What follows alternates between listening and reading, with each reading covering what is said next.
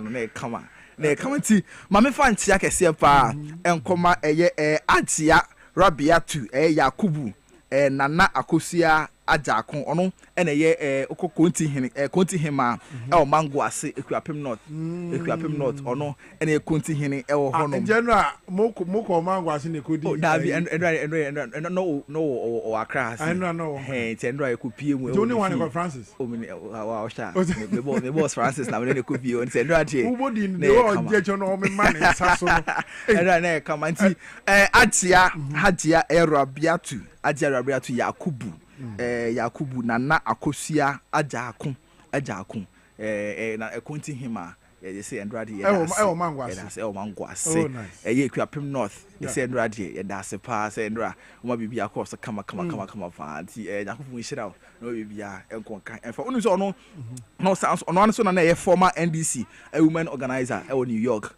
on women organizer New York ebo ejuma kama pa Fandy mwako akodi mu sala wie one Francis na ma amanya asako that's it why okay usia eti Fandy no dey go promotion sem ebo modern hihye e dey bra yen no enche bia na fe enkomo hodo no ye be dan the near the actual but before that let's talk educational concern service am fa sankra imam awofo ni ahwefo ama wo ma sabre mo pe baby pa ama mo foundation pa me say wo si dan na se wanye foundation yi a possibility say wo si dan na boss wa wie no ebedwiregu no eye be ye 70% if it's a foundation no wanye ne ye sanso ana se wo beso a na wo pese onyini ebe ye panyini pa na obebo bra pa bi enya adwuma pa bi no ya we say school obeko na hyase no ehutimi hia eno nti ana sabre let's talk education preschool and elementary make am for the amount eya awofo ni ahwefo nyina ena no pay wo ba na di efi musumi nsia ekopi mimfie nsia e ba cha akonya da homa wo bia wo ye adwuma na wo nya ho bre awofo ni bebre wo mo sori anopa age sanyumere e ba cha wo nso a wo pe school pa da bia wo benya ntete pa e dia ma wo ba no na da achi wo ba ye panyini pa let's talk educational consult na to safre we wo se fa wo ba no bra wo bra wo du besumi nsia kopi mimfie nsia wo mo be gibre ahwe no if you say all year round school have vacation bi anim it is oba no betimi atene school mo afi bako na wo ma fie kura no wo mo bomoden agebre no mahwe no mo gina aye Montessori any ayende curriculum ne so abiebie mo fra na dwenim a kire mo niam asabre eno na ekoso wo wiase a obi asua no mahunu no wanye suahunu yie e wo na brabo mu abusia channel so sir wo de ba no ebe call let's talk educational consult no wakwa gentiti pa no are part of the LTech family. After almost Saturday school, and so much she come at the mamma frano, and no woman didn't pay you for an archer for woman quadare wadisium, no one named it as Siande, no more babachro mano, and Tiano, how much entrepreneurship, public speaking, technology and art, Minano, one more than Tremo Frano, a biomagrimu ye pa. Bomade. Na me you won film for abanako non ko nyantete pa e wo let's talk educational consult be ba cho be hunu wo mo e wo Teshinungwa estate e Mango street number betime nya wo so e 0249 069 281 0249 069 28821 0249 069 821 let's talk educational consult or building the future through children e we say high power 97.9 FM and I feel live on TVSYZ, live on Facebook, Power 979 FM, TVSYZ Ghana, live on YouTube, XYZ broadcasting, Dwabo Ase Jumedie, and then nano pay, yeah, there's some meeting at the end, Obrempong Sabre, ye be kwa akoda ye hukakraba, na fe containers ayira, ewo eye port wo, ayachi di pa be ye 14 wom, emu be 11, eye China 4, emu 3, eye Ghana 4, kwambensi no mnsatimi fa akaye na containers na ayira no wo mo ye djuma o port wo so mo ye security so mo ye den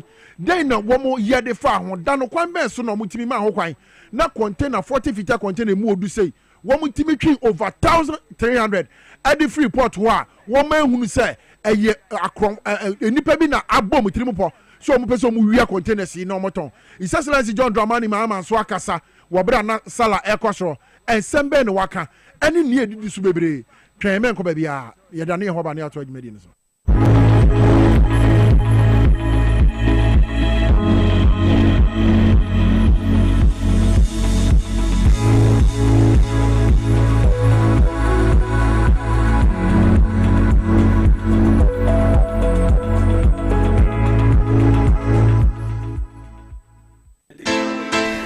bi tiasie no me ne kunu eware wo odo ene asomdwe kwan so yawo we na chi no me ne kwachu ba hotel pop bi say be sepeo.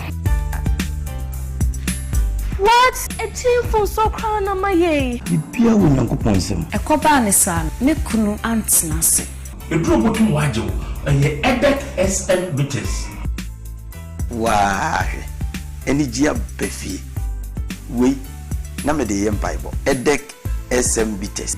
Timase mama me. Sa wa worry mu eni je bewie wo paye a na sa wumpam agrodie ebeye akwana Na ye kamfo edek SM bitters. Mrs. Wa oyemiyo nyina monome no okọ one time edek SM bitters.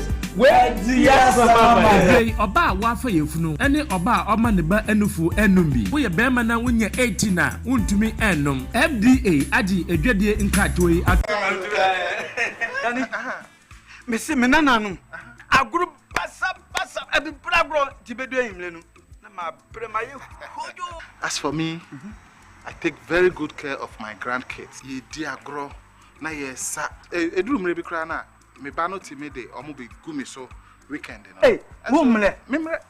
I don't think I'm catch o say. Ya no medi garlic capsules. Poso nyina e be sisi so kama. As I stand here, my doctor said my whole system has improved very well. medi garlic capsules. Yes, medi garlic capsules. Oh, sa na te pa dia.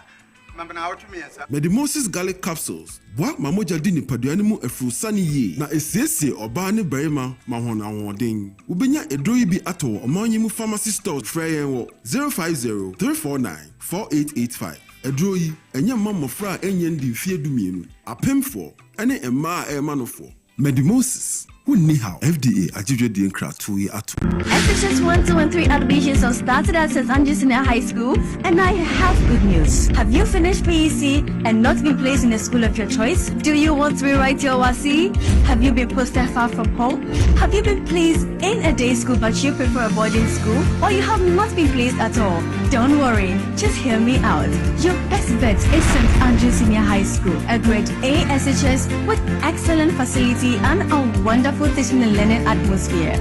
We offer general art, business, home economics, agri science, general science, and visual art. We are located at Accra, Asinfosu, New Dwabo Ase, Dunkwa Offing, Takrady Shama, Mankasim, and Seshi Asawenso. St. Andrews Senior High School. We are always in the lead.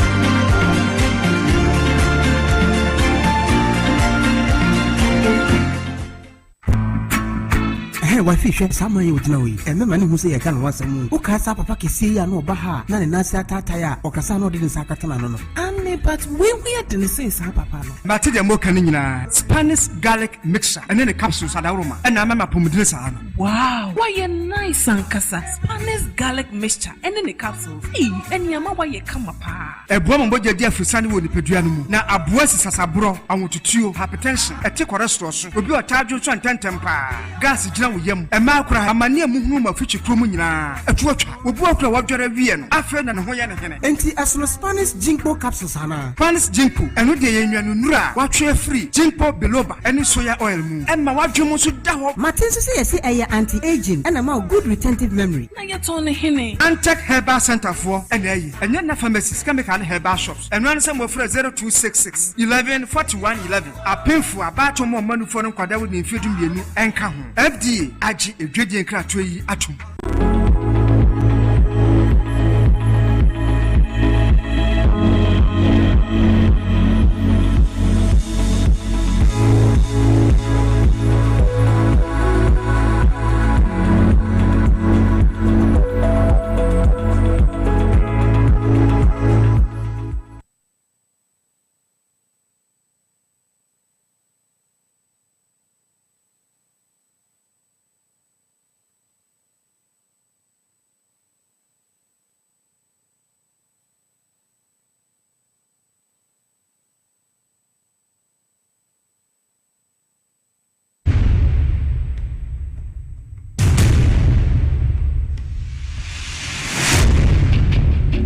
Every human body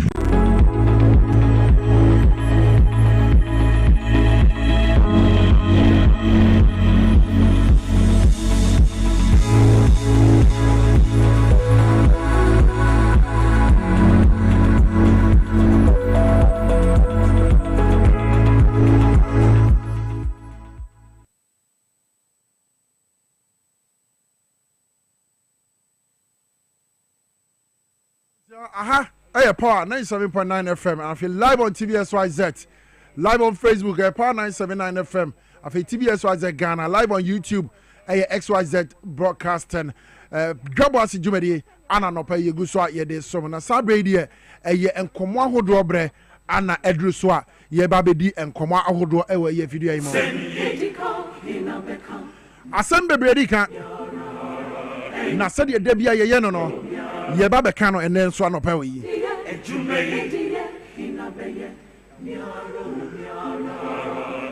Honorable Minister for Energy, John Jinapo, was say, ECG, a Jumeko Nankasa. So, I'm a year budget here. I believe you are now, bro. So, budget is it will be 10,000 and 100,000 Ghana cedis. Budget in Omobaya and send a Jumedia Kwa 100,000 in Kwakoyero. Womobayeno. No, my used to pay 150,000 and now 200,000. You crack 300,000, which is about 3 times the price budget. Womodiabano. Wabisa, SNSM baby wom. I feel so. ECG containers are here. I port no. You be pebre. You need security experts. Baby din komo. A kwan ben ne befa so bibisa betimi ase. Aye kwan ben. So what you said you actually import no. Said the security ye adwuma ho. Security gate be 5-6 and the port and send what me you near mapie. Security cameras ebusu port wa abiri bia no and send now do near mapie no. Na capture bibi biara wo mo. Ebusia eba ne sen ana afa containers over 1,300. Etimi yira ye. Na ye hunu ba bia sa containers yi ewo. Na sabre ye chinchin ye na no yakon 40 wo baabi yakon 20 wo baabi yakon se niam ni bi kuragu baabi a wo bi ani ho ye ne Mr. Richard Kumodo or ye security consultant ebedin komo e dey afa ECG sense mi ho Mr. Kumodo o tire nkan me mo akwa ba de ba Power FM ye Dwabo Ase Jumedi so anopai ina mi da say me ba to na no pe mpom ti sen me ho ye nko okay so wo hwe port said your security system edit here wo ho na abibia obeyi unie makra no documents I would be check the various posts I was security posts e wo ho ansa no watwem no osu said den ne baso ama sabria me no de ka say ECG containers over 1,300 ayira no etimi course e wo port ho no free port. It has nothing to do with the port. Okay, they have stored the containers and they allow the people to clear it officially from the port. And see, it's not like Ubeknya for port. Customs will allow you to just come and pick anything and go away. No. It's not done that way. Okay. Uko port, even though port near customs port, no. Uwo DNF or Gapwa Security war. Yes. Uwo officers from the National Security Secretariat war. Uwo military officers war. Uwo immigration officers war. And see. Or police officers were and the port in here they be out to look of container and I said phone say no, they have sold it and they have led the people and there were people who went there to took the containers and went and sold it outside. And it means the minister now can mean you see the word missing. I'll use the word stolen. Now on him say when you buy stolen goods, the buyer and the seller are both guilty. So that is the way it wants it is. If they want to investigate this particular case, it's simple thing. Okay. There are 5 things you need to do. Go and arrest all the board members and the key management of UCG. Arrest the clearing agent for UCG. And those 2 they ask them to clear. Go and speak to the custom officer. Then, once you do that, they will tell you what has happened and what didn't happen. If you don't get it, you can expand it by going to Ministry of Energy and arrest the key people who make decisions there. Again, this is a broad explanation of what has happened. And yeah, any rocket science, they are straightforward. Almost on containers, you know. And my guys, no find no. As I say, the former CEO. Your call has been put on hold. Please wait. Your call has been put on hold. Na yam friend bio. Na me send the call na kwa da hold. Na ye ne ntimi enkasa. Because ye nwie nkomodie ne ye na ye gusu bisa ekwan ben ana okay ye nkroso Mr. Kumodo mba chote menka Hello. Okay. Me that's it. E kwan ben na san krofo yi, wo mo etimi ton ade yi, wo mo timi fa so e ton waban ejapade anasa ECG containers yi. No, I aban for na yeah. For na. Exactly, ECG for na yeah. Okay, former CEO Adema ECG Dubik Mahama, Mr. Dubik Mahama. Wabeke se term na ote so no na or prevent se sa containers ye beton but ye na wontimi ensia no kwan. Eti sabre ye beton because you know what happened when they went for the transition. Mama Jinapo Samnama and when Jinapo took over, he went to do inventory and he realized that the numbers they gave him was less. Which means to say, even at the transition, and as an almost so much of containers way, and no man fan can numbers in the and see reconciliation based on the numbers of who and who say, oh, so this total number of people, this total number of containers, never, and almost say no. Then the containers were not even at the Kapwa warehouses at the port, and that is exactly what happened at the time of transition. Almost themselves when they have sold it and people have stolen it out. The energy minister John Jinapo, Honorable John Jinapo, akachire say Ghana for say kwan bi obefa so no be hunu sa 1300 containers ya ire obefa so sabre ya na ne wires ni bi ye de aye post said the omode akire wo various videos o ma yidi akire na possible say 1300. No, what happened is by investigation normally if you have containers and there is some got stolen. You first of all you protect the ones that are there. Okay. Then secondly, you call chroma for your retriever. Your retriever not to some point if you say you have done enough recovery, then you begin to do the rest. And you can also do the rest along the line. And see, right now he has written to the BNR and how to is to keep on investigating the people while they are going out to go and retrieve the other containers. It could be said some of the containers have been taken out of this country. It could be said content, no benya container, but almost no content. But it could also be said they will get as many containers with the content as possible. So long as they are able to arrest the board members, arrest the key management or UCG, arrest the clearing agents, arrest people at Ministry of Energy, arrest the transition people, then they go and speak to the guys at the Maport. They will get as many containers as possible. They will take it away and they may get the containers. Okay, yen movie MFI or Kakrana fe yenra enra de ya MVP Amanyo Kono press conference omoye na Reverend Intim Fojo member of parliament for the Asin South Eka was he plain mienu bi every Spain mantem no baby ebesi Ghana na wom suspect ana intel oma peke and say sa plane no no ye cocaine any money laundry and a bag say juma ne bag Ghana ebebedi ye sa semi legal implications ana. No, share response a president by writing you are very precise. Yes. The response to me are very timely. And the thing is once Ghana Attorney General has developed a new party. The Attorney General about a briefing the again. Then the Attorney General will confirm whether it is true or it is not true.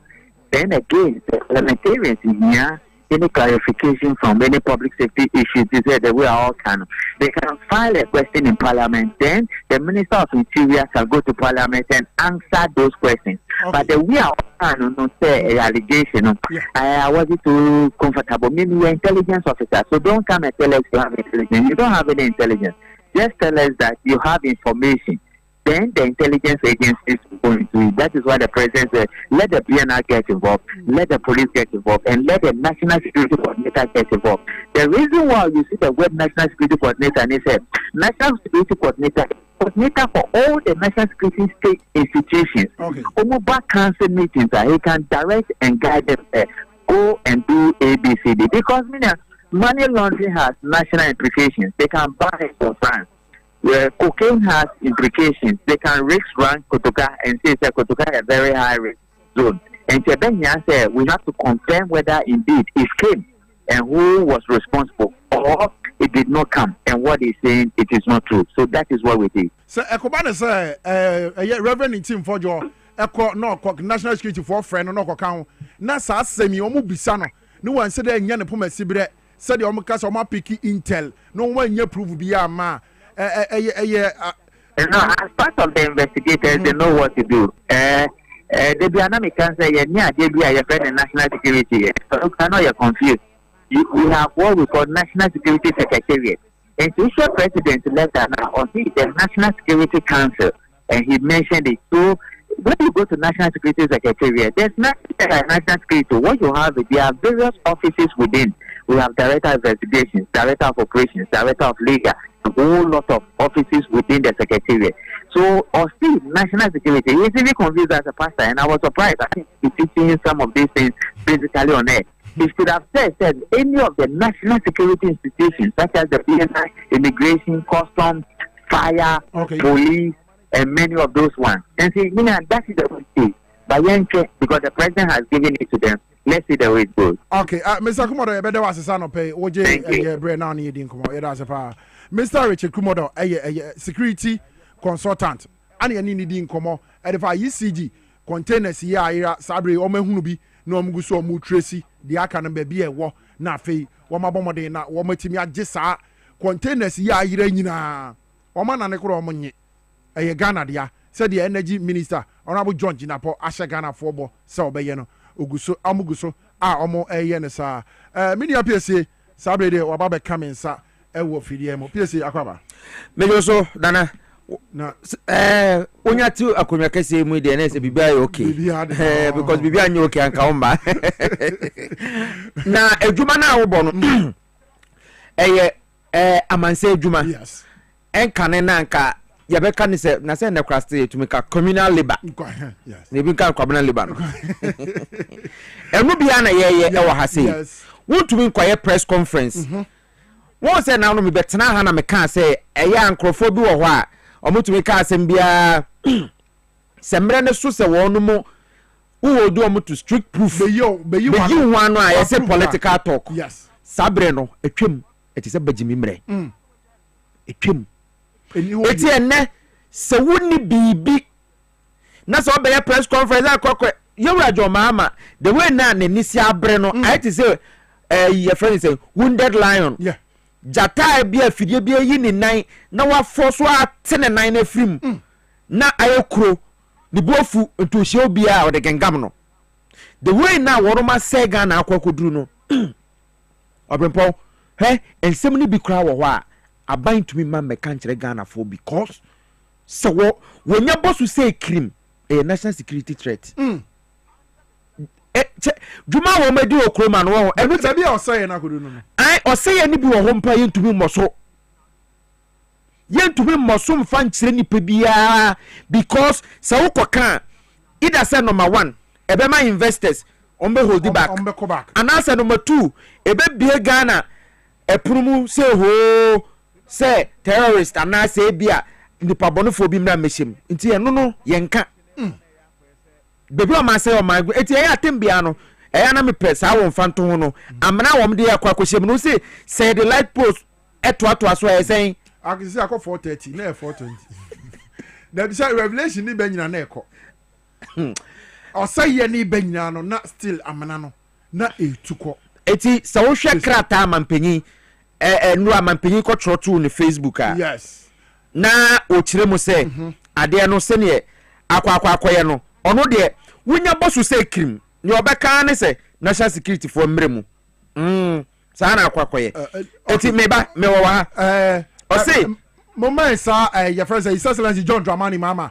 ni muaye a odema Reverend Intim Fojo member of Parliament for Asin South ni nsemo a wakoke kanenra no mumma na fe ye ne atiefo ene ahwefo nyina enhwe na yenkan na yenhunu de His Excellency waba beka say my attention has been drawn to allegations made at a press conference by an honorable member of Parliament, Reverend John Intim Fojo, regarding 2 suspicious flights arriving at the Kotoka International Airport, suspected to be involved in drug trafficking and money laundering. Now say, senior womsi kano no, I to say, the cocaine bini and uboni bi bagana ha, and I feel sunchrophobia via sikabia, womun to me yano, etiano soba, and a friend.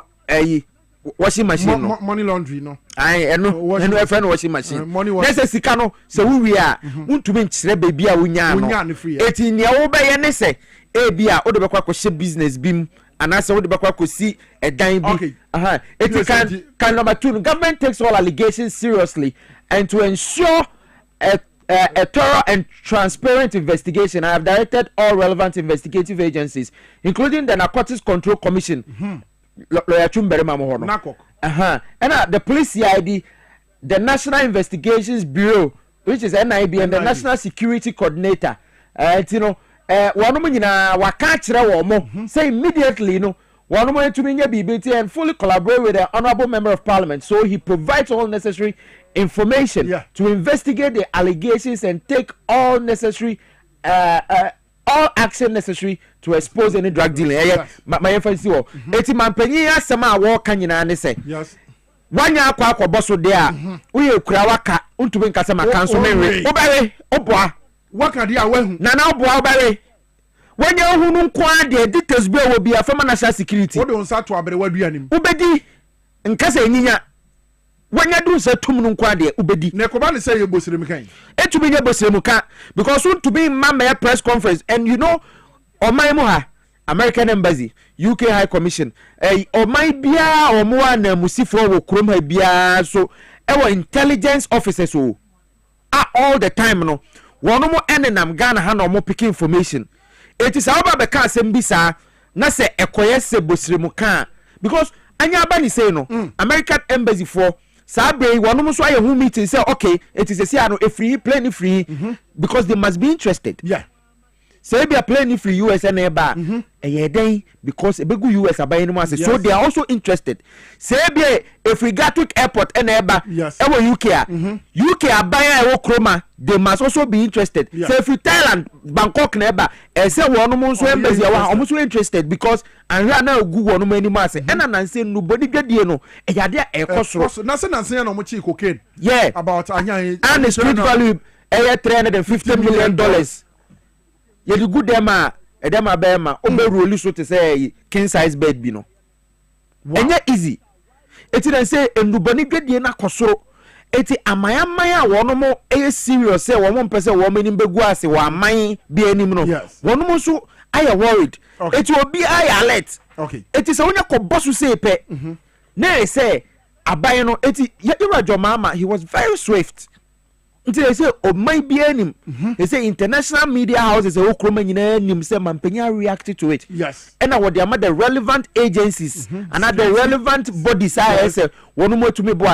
It's in team for Joe Sabre say I'm picking it up say I'm picking it up, I'll be very disappointed. Except by now you're picking it up. There be so new collaborate. IT young collaborate here. CID chief, any BNI chief, and I say NIB chief. Or when you know come picking it up meeting Matibese ya team mo sankomo no ye hwe ba bi e be kwakosi ye di akire ne ya hwe ntim for jo ko hia NIB for security ye body CI excellency I recommend am so oni omo mbom no wo mu di wi ade be si bia no ye be to aso ofidie mo sensem o kan ye no wo nyina so bi omo piki intel bi se de obekan no ana e bosirem ka to me never okay you be who so on details when your details and ho ba chiri no kroma rough mate yanko mo so and then I say ya ana ye nuanu muslim for omudi idil fatal yes now his excellency the president of the republic John Dramani Mahama echo dwumede na se wo Black Star Square e ho no okoka say wo mu a eye wo mu sisi o madan edisi ensuo akwan no na ensuo to ha na enra da ya ensuo abowura enkrampatem ho akowurawura bi mu dem because baby e wo se nsuo ne fa no odasani asi eye the friends ne dan wo ho ama nsuo ne ba enya baby e be fa PS yentie his excellency John Dramani Mahama ne entoa eye nkomo no so yentie ne mra troubling issue, the illegal construction of buildings in waterways causing flooding and extensive destruction of property. As we know, the rains are about to start. And already we can see flooding because people have built and blocked the rivers, and so the rivers have nowhere to go but to back up. This reckless disregard for planning regulations and environmental safety is a major contributor to the devastating floods that continue to plague our communities. I'm aware of instances where private businesses colluding with some chiefs, are turning water retention areas, Ramsaya sites into built-up zones. Let me be clear, this must stop. Those structures will be pulled down. We will not allow a few selfish individuals to endanger the lives and livelihoods of countless others. The law will be enforced, and those who flout it will face the consequences. My brothers and sisters, building a better Ghana requires collective effort and shared responsibility. Yes. John Dramani Mahama, President of the Republic, no copium, Wabrana, a year union Muslimi for AD Omosala. After some 30 days fasting, just a Bibiako Kamaka, and Oka was a babia, I was in Sofa, near Kwaku Sidan or Sir Ramsar site, to see a binum crowd, a business owners be at the construction site. Nina Yadiam one name, what was see a danyasi baby was in Sofa BPC, Omobabi. Sir Okoye construction site, Ewo, sa Omoramsa site, and put the same thing, and one is a Sauniamako. Then we see Dino, or the embassy is save him. It's Legon. In Sone free Brina and Nama Babefa ARS, Ebechem, Ebefa 69. Yes, Ebechem ba Tamamoto way in war, Ebefa, quite be down. A month for Piansona in so quiet night to say. A fair Piansona, a man so now Babefia. And a month for 6-story buildings on at the store. Ufri East Legon police station. Now we'll call American House. Yeah. Ucha runabout now. Runabout now. Before say Shell filling station be ho. Answer now be do no seven kumso. Yes. Now the be am do I am complaining. Now no. Na me ne kwame kasa if you before. Yesu mo janka moni. Na me ne kwame nam. And na me ka che kwame se kwame hwe. The way I see piensua na ye force we si abonsa no tia bi unam Lagos Avenue so a Obrempong de we sit down no e de si nsuo ni so and I just space no for more nsuo ni fa ho nyina say ye bubu me say ye me papa dan kwa mubu baby nsuo ni fa no we sit down e wo nsuo no so no wire bridge nti wire bridge and we sit down na si bridge ni so e wo isle won ya ai Lagos Avenue answer na obedru your friend say so we free shiashi na say otra Reverend Wingam asori na okọ wenim kakra bia won se benkum so me da me come insuro bia monko bubu me say yem papa dan kura mumbu eti wo fo de excellence kan na so na me de na me fo na so ensuo nya fa sankofo ipe problem na koda na mo so ga be president so na wo se wo mon san empesika enko sankofo yi hwe Shiashi wa na mijina last year in so toya ma afa na Medina kan to me ma na wo free airport na 37 na won to me cross on Medina eti ko forudua fo a omo free Accra ko forudua ni free mountains eba on to me ma because Shiashi bus stop no e wa yiri uduru asepo adentia amanfo sidan e de sinsuo kwan so we won see dan fancy enso kwa so no wa mi enso na afilia ma enso kwa na ba ketekete na enso si danya okwaje permit e wo district assemblies na wo mo no mo ma enso ma dwuma ne sen enu tira meka no say sabe ye gina he yes dan bia ye bebubu no e ma ye mbubu no sa akwa ye nhwe se dan no usi ni time ben district assembly ben na wo Wana no ye works engineer ewo sa abrenum so we call retirement kwa munko tinintum because we jiska so then no ko huni antia over permit si yen ko sidan ho se we mo so control stop work produce permits so we control ya no dey say you dey paint faso dey bia minim so we mo control bia na se still ni pa ko no si dan na why na control ye nipa na control ye no control no keke and okoda ya na because so free say baby nipa ni si dan no na say hu eni hu kwan say emwa o man na wo control stop work produce permit na men koda district assemblies e wo to me say you si dan wo baby na say sa dan na wo si enu hu kwan say wo si wo ho a wo mu wo to me say wo mbedwirigu wo mbeba bedwiri dan na egu enti eye ne kwan so pepepe say dey excellence aka no o man nsuo nto enjiri nkrofo wo breko nkrofo aseda asi omodan because nsuo kwan ho because sɛ masi me dan wɔ baabi a ɛyɛ kama a ɛwɔ ho kwan sɛ mensi me dan na masi meni aban ni asɛm biara mete mbaa bi meni mabusuafoɔ yɛ adwen yɛ ho na sɛ bio gyimifoɔ bi akɔ kɔsi meto mɛbɔ ase hwɛ ɔman mu a yɛatena sɛ afa nneɛma bi traa ma ɛkum yɛn yɛma na wɔ mo firi yɛkyi ba no ɛdeɛ Ghana na ɛpɛ sɛ yɛgyae ma ɔmo ɛti sɛ wonim paa wankasa w'ani etue mu paa sɛ baabi a misi dan ɛyɛ nsuo kwan na sɛ wɔsi a wonye gyimifo wɔyɛ panyin na odi mmoade a yɛnka kyerɛ sɛ mmoade na odi no pese mesi ɛno na da yɛ nsuo ewura nkrɔfo dɛm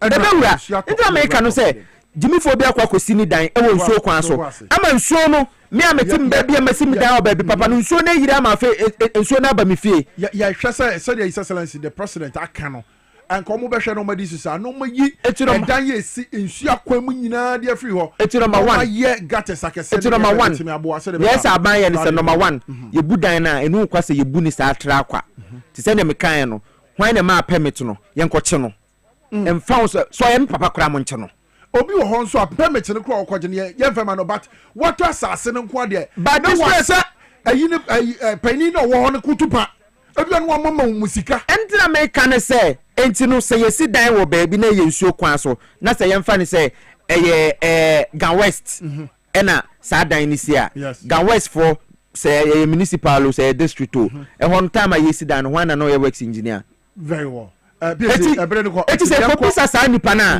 na sɛ ehu na yɛakye no yɛkye ne wie a nipa na wɔsi dan no a yɛbubu no yɛnsa nkyɛw no nso nka ho ɛna sɛ ne dan na wɔsi wɔ nsuo kwan mu no sɛ mansuo bufo obi so ɛkɔsɛe ne sofa ne ne TV ne ne nneɛma yɛnsiw no wodam a ɛbɛyɛ na ano nyɛ den na memete mbɛ bi na masi me fie na sɛ obi akɔ akɔsi dan asi nsuo kwan mu na nsuo awura mu dɛm a nipa na osi saa dan ɛsɛ metumi siw no because me masi me dan wɔ baabi papa ka bi a bɛbɔ bi a wogye wɔ no of course yes mate yɛntoa yɛn nkɔmmɔ no so the energy minister for energy honorable John Jinapo ɔsei budget a ECG for yɛ no ebi wɔ hɔ a ɔmo bɛyɛ dwuma koko ɔmo ayɛ budget no for ɔmo bɛyɛ no na abro so excess abiri bi a ɔmo bɛyɛ most at times ɔmo bɛyɛ budget bi ano na abro so eti sɛ sia no ɔpɛnkyerɛmu ɔpɛntwitwɛmu die nti a ɛyɛ asa excess budget ne ba yɛhwɛ honorable John Jinapo wɔbra na ɔka sɛnsɛm ne mmra that are not cleared are stocked. When I went, I was given a different figure of 2,500. I got alarmed. And so as minister, I set up a committee to investigate the whole issues surrounding these containers.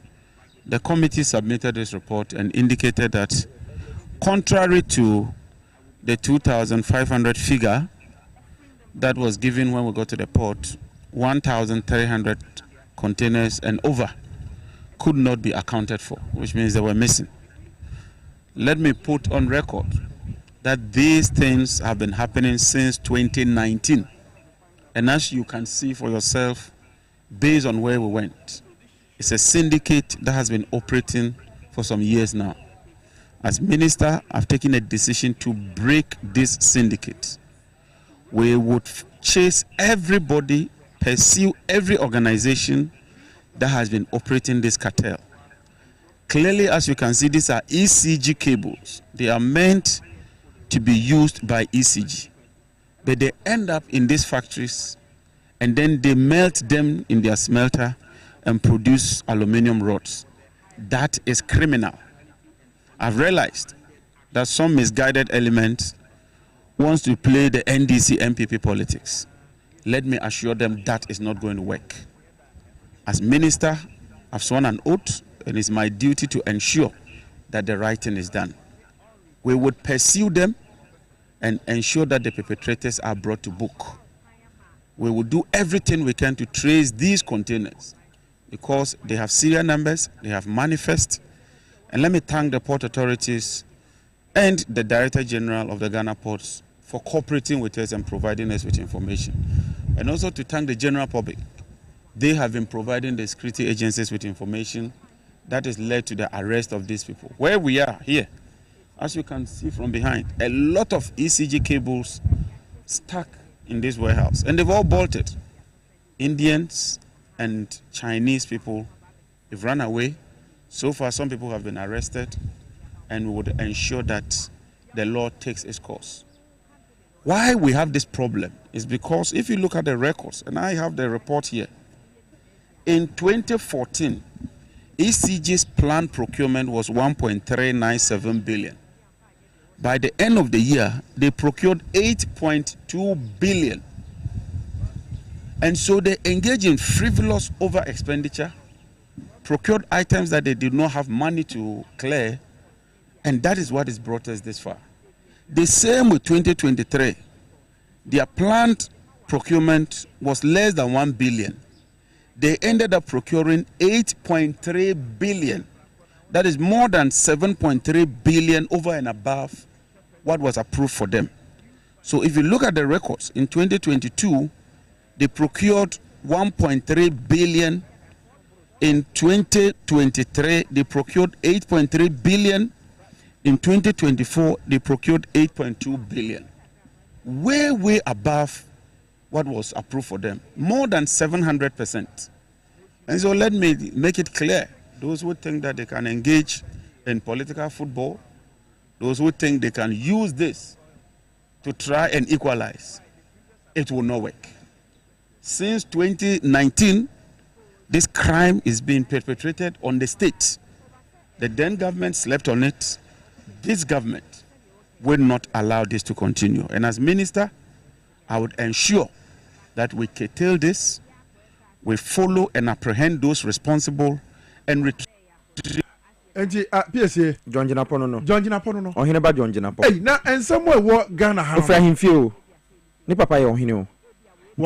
Jongu ni papa ni mo ase. Hey, se ni nua ba ku nugu ni papa ni mo ase ono de onye. At the budget 1 billion ko. Na obewie no. Na what for nema 8 billion.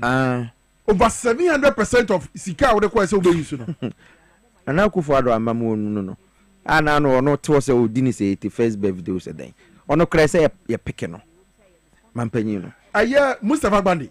Aye deputy operations for president. O say yanchi former CEO Dubik Mahama.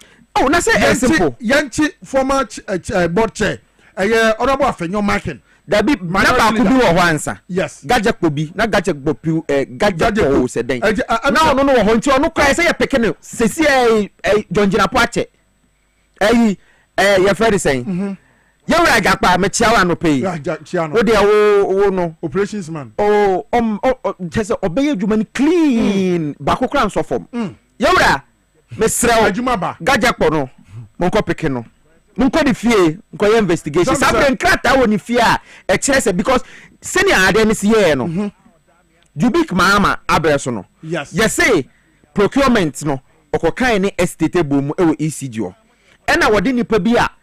Onu ni procurement ye ko share ho eti se ECG for ko krane ma wo mu ni mpaasa wo mu coffers mu no wo mu ni ska wo mu de be clear but na wo ma kwa kra nti e ba se the marriage ni kana na say aban de e mra da ho enya kan wa emfa wo say e aban de eti e ba auction nti e auction no microphobia fi ECG akwa share China phobia eti ene Ghana phobia eti no ma kwa to no fofofo ECG na so ni ska na wode kwa akwa clear no tie ebe wie no wo mo mkofa enema na wo mkofa no as auction no na omo nso asa atenase na o ma aka akwa kire ECG say ye wo wires bi a muhia ye wo bi enti ebe ton amamo ah omkofa no wo hin na ECG asa akwa akoto sa containers na wires ni sa na ema ni wo mu no wo ma asa akoto na boarding e dey free individuals na akwa akoto no auction every report no yes. Womu tona abode nche sika womu de tono wo amanone eni ne nka womu betumi akle na se aban aboka ena Ghana so ye wo mra e kire se wo udi Ghana sika se udi Ghana man sika 1 cedi kura ese ye chewo eti Dubik Mahama no o ye candidate for jail. Yes ana honorable Afenyo Market mo ko fa e ma mo fa MPP ade bi se na so ye mra shebedani a se wo ko e ho a ye ntumi serve yes dabi enutira mampanyina yi yewura Henry Prempemo eni me ankasa me lecturer yi your friend say Professor Kakarimu say wo monkoye constitutional review eti no constitution no o mo ba number 1 we mampanyi na se wotena so a me kame de e da tum frem we mampanyi na wotena so na se wo sheda digrim now kaso we are ye immunity and I immunity omunyi say immunity ni free immunity ni yin free yes 3 years wo immunity na 3 years ana minimum yes ko ba e mama money immunity one day kra because say anye sa wo ho mampanyi beka say ai ena oto na mampanyi say hello eti munye na mampanyi na yini ne bi obi say immunity no ntia se enchicheche mu immunity ne kire say so ye mampanyi yes Ghana mra kire say se wo free so a ji say ekoduru mre bi ansana say bia udi boni bi a yatumi ewa kokot yes ba me no me see immunity no munyi free o maye ma obi a one day 1 second cry to ufri suna why so why dream na ye hwehwemu na ye hu say free office because ye onkrofobia na no ye se ba omi akwakoche mu bi na ye onkrofobia bu a wo mo kra ba na de by force tika se ba na ba omi akwakoche se ba na wo na court na se ka vice president o immunity bi na president na Akufo Addo to na wonu whiskey ni wine say odi ni birthday because Ghana mra say mampanyi free so a wutube fa ne kokot ti se mre bi aso enti oto na ono wine ofiri so anya 81 3 years beba no wo 84 some time no obetimi akofa na national de ne kokot oh me se me na me attorney general me de no beko because you were dream be a call so wo man mu ha directly from the office of the president at that time yes ye nto aso ye bre no sha ICG officials bi wo makokokire illegal operation bi a akoso high tension posts and cables ECG dia ya nane aya aluminium posts na say eno no sa na wo ye sa wo koto containers na wires no omo nane sa wire bia no dade ehim okay sa dade na wo friend aluminium no yes ebi ho a copper etu omo nane a no ma san de akwa bruchiri yes ye hwemra na afa ye nto akomodi so ye hwemra yes sir yes they have only parts ribs here but we only have the ribs on top but under the full rib and yesterday we have to take some off to expose this side and that is some of the exhibits that we have here now. This is the warehouse. Yeah. So this is where they put the cables. Yes. So this is actually entrance where the trucks normally come in and they also offload. So it was after the place was sold and they couldn't pack in more, then they decided to. That means they were doing a lot. Yeah, they were doing a lot. And this has been going on years. Yes, just not now. Okay. It has been going on. The whole of last year, they were using cables to produce. Yeah. I mean, it's good we came here. You've seen it for yourself. I think we have to do the other one, then we are done. Then we can brief you. Okay. So they came in. Yeah, they came in. So all these ashes you are seeing is from this. So they were seeking to burn the evidence. They were seeking. So when we were coming, we came and we saw very huge fire. So they were trying to burn the evidence before we get here. So we have to prevent them from burning this. So you can capture this one as well.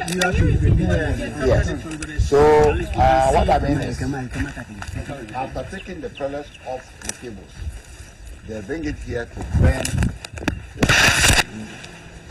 all different parts of it.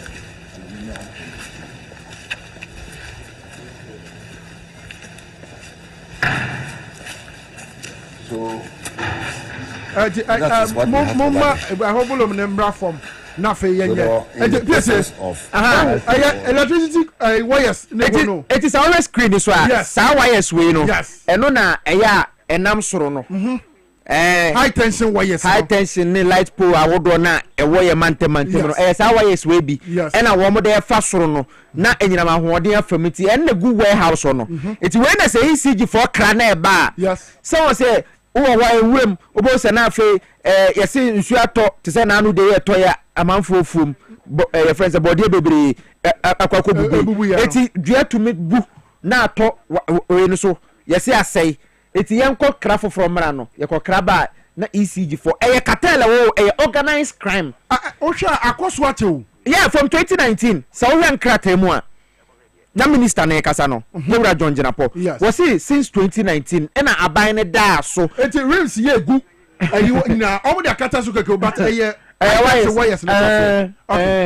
no yanane a yesa de kwa brochiri na ECG for asan kwa akoto na aban na boka dream dia na ekoso no the China for no ni India for no wo na ne a se wo mo na ne de kwa wo mo de koma companies a wo mo YS wo mo koton mo to mo ton mo na ECG asan ka se mi hia YS yes na akwa kra na ECG nso de ne ho na se bio se o hia YS a eni wu kwai se mampanyi e ka se o da bi ana se bibia no wo no mo atumi kra wo mo niama abra aban emmem e wo se wo mo ka aban no ho de but wo no wo ye na adwuma nti we nam hia say ye adwuma we ye it is a ka kire adwuma wura se o ye hia fuel ana ye hia se ya e so de mai because ye adwuma na ye eti adwuma wura ni nim se wo so wo hia we na wo kirem na se emu eda ho eto asomu a na afa na de sa na ma na ma ba adwuma no ne ekom no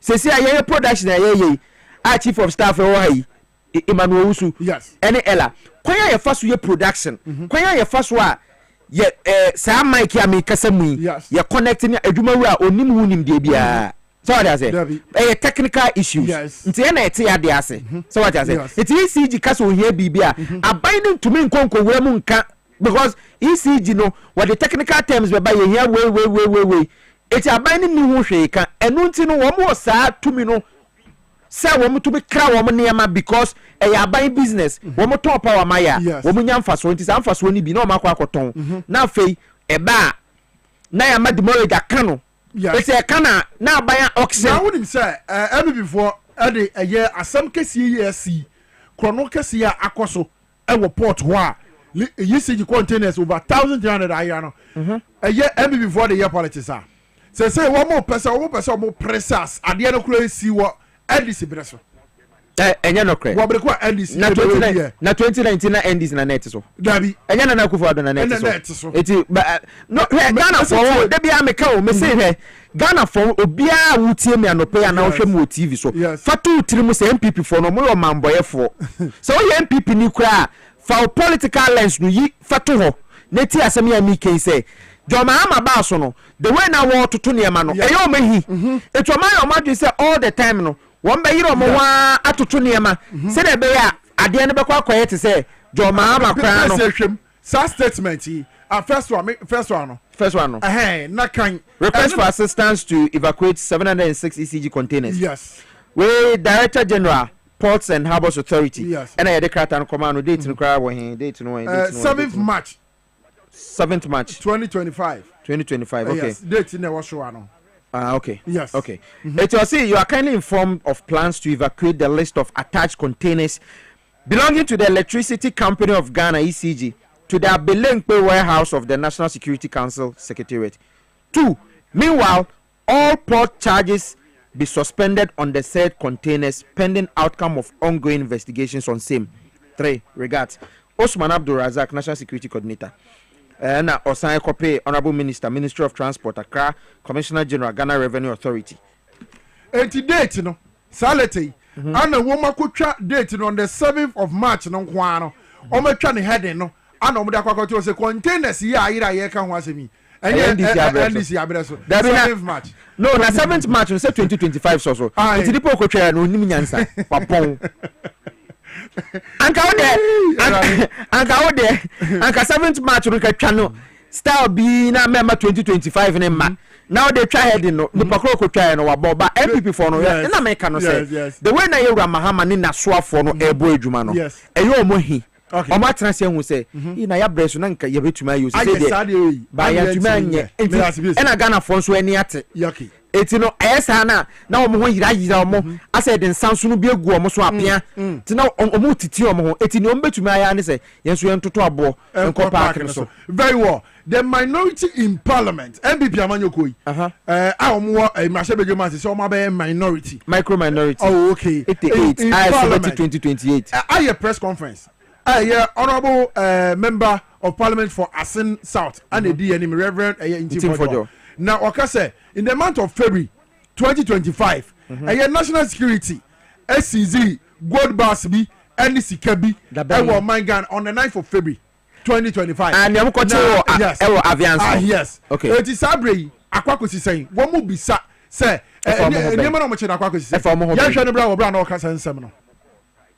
raid on 12 containers containing gold and cash. On February 9, 2025, National Security conducted a major raid on a warehouse in Sapiman in the South Municipality in Accra, where they uncovered 12 20-foot containers filled with gold bars and unspecified amount of cash in various denominations of US dollars and Ghana cedis, worth over several billions of dollars. This operation was widely carried by various media outlets in Ghana. Nearly 2 months after this operation, National Security has failed to brief the public on the status of their investigation relating to the culprits behind the billions of gold and cash stashed in the 12 containers, and failed to disclose the actual quantity of gold and the specific amount of money retrieved during the operation, and what the state intends to do with the gold and cash currently in the custody of National Security. We demand accountability. We demand National Security to give account of the gold. PSA, Reverend Intim Fojo, Member of Parliament for the people of Asin South. Sikani go na yomo diana. Me yosofo bank enya san kan na no pe kama jenu hojuma. So yosofo. Tobo. Ena me so me yosofo bantimi ntumi kan bebre. Tobo no. Maybe say sikano gold bars no. E fa mo ho ben. Ani say sikano MPP for diana. E fa wo mo ho ben. E se pro na anya ne chungam ntumi nka say wo se efe nti emfa chungam ne ma wonwe. Wona wa bem. Wona akwachire national security for nyansa. E kwa yo mo fa so nya o majuma. Wona akwachire mo kwan ya wo fa so nya. Almost briefing in the aye den. No, akwa to say national security na ate sa gold bars any say sikai. Amfa kwampa so na nante. It is a minority a demand for Sanya. Adaya we demand. Adaya. Hey, or the affair so yosofo. Urade. Afanya making be yes press conference na as a Jerry Shaibia. Yes, a brand ko enti yemfa koma hodo ni sia. Na fe yemfa anka me pese ye de Julius Nikwe Kwoti ati CEO Edema DVL. Wasi wo betina wo man Ghana mu ha. Say what Baba ye acting CEO no. Emma DBL no. Eka obeto ye. 300 million Ghana cedis. Obeto. Under $200 million. Bra. Ano wababeto. DVL for apart from fuel abai toma edwumaye for. Yes. Any lighter wo mutu yaka. Any edi biom ena wo no mo eye. Because they be any pay beje card. Nipa de be any pay beje driver's license. They be any pay ba replace the driver's license. Into e den no mo boka. Very well. When no e for my DVL boss. Yawra japa hwehwe no na di pick no tesa nwa ya das yes e das abusia ana ye gina we so na afa ye de ne enkomo ahodo no nyina no ato ha no ha power 97.9 FM afa live on TVS Dwabo Ase dwumadie ana ye de ba beso mo midi de enke Obrempong me ni menua eye PSC okra ana ti dwumadie so anopai hweyen ye dan ho aba na dwumadie aka nyina ne ye de ba beso mo ye kwa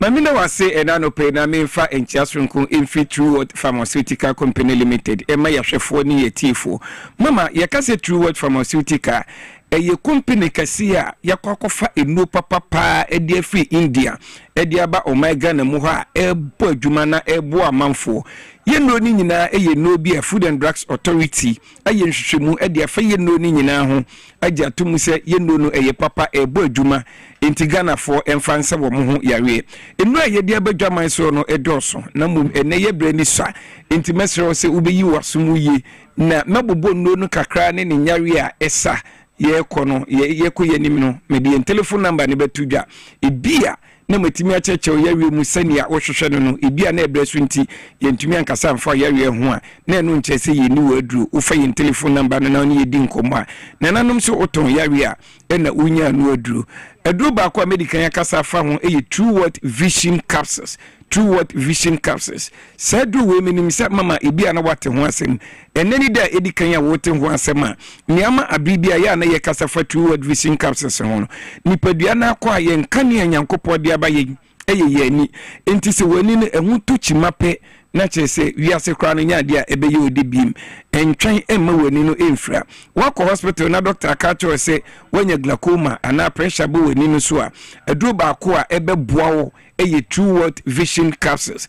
Me pacho uyo obi a ade benwo a unhunu ewo akiri so a unhunu ewo ho na wani no eso ye ohene na wo pesa wonu munura nanso enko obi a ewo ho no ma ne wani epru nsuo me pacho ye obi wo ho a ade sa wo hunu ade kra wo sa ensunsunso we ana hunu sensunsunso we nyina adura ebeboa wo Indian food papa True What Vision Capsules. True What Vision Capsules.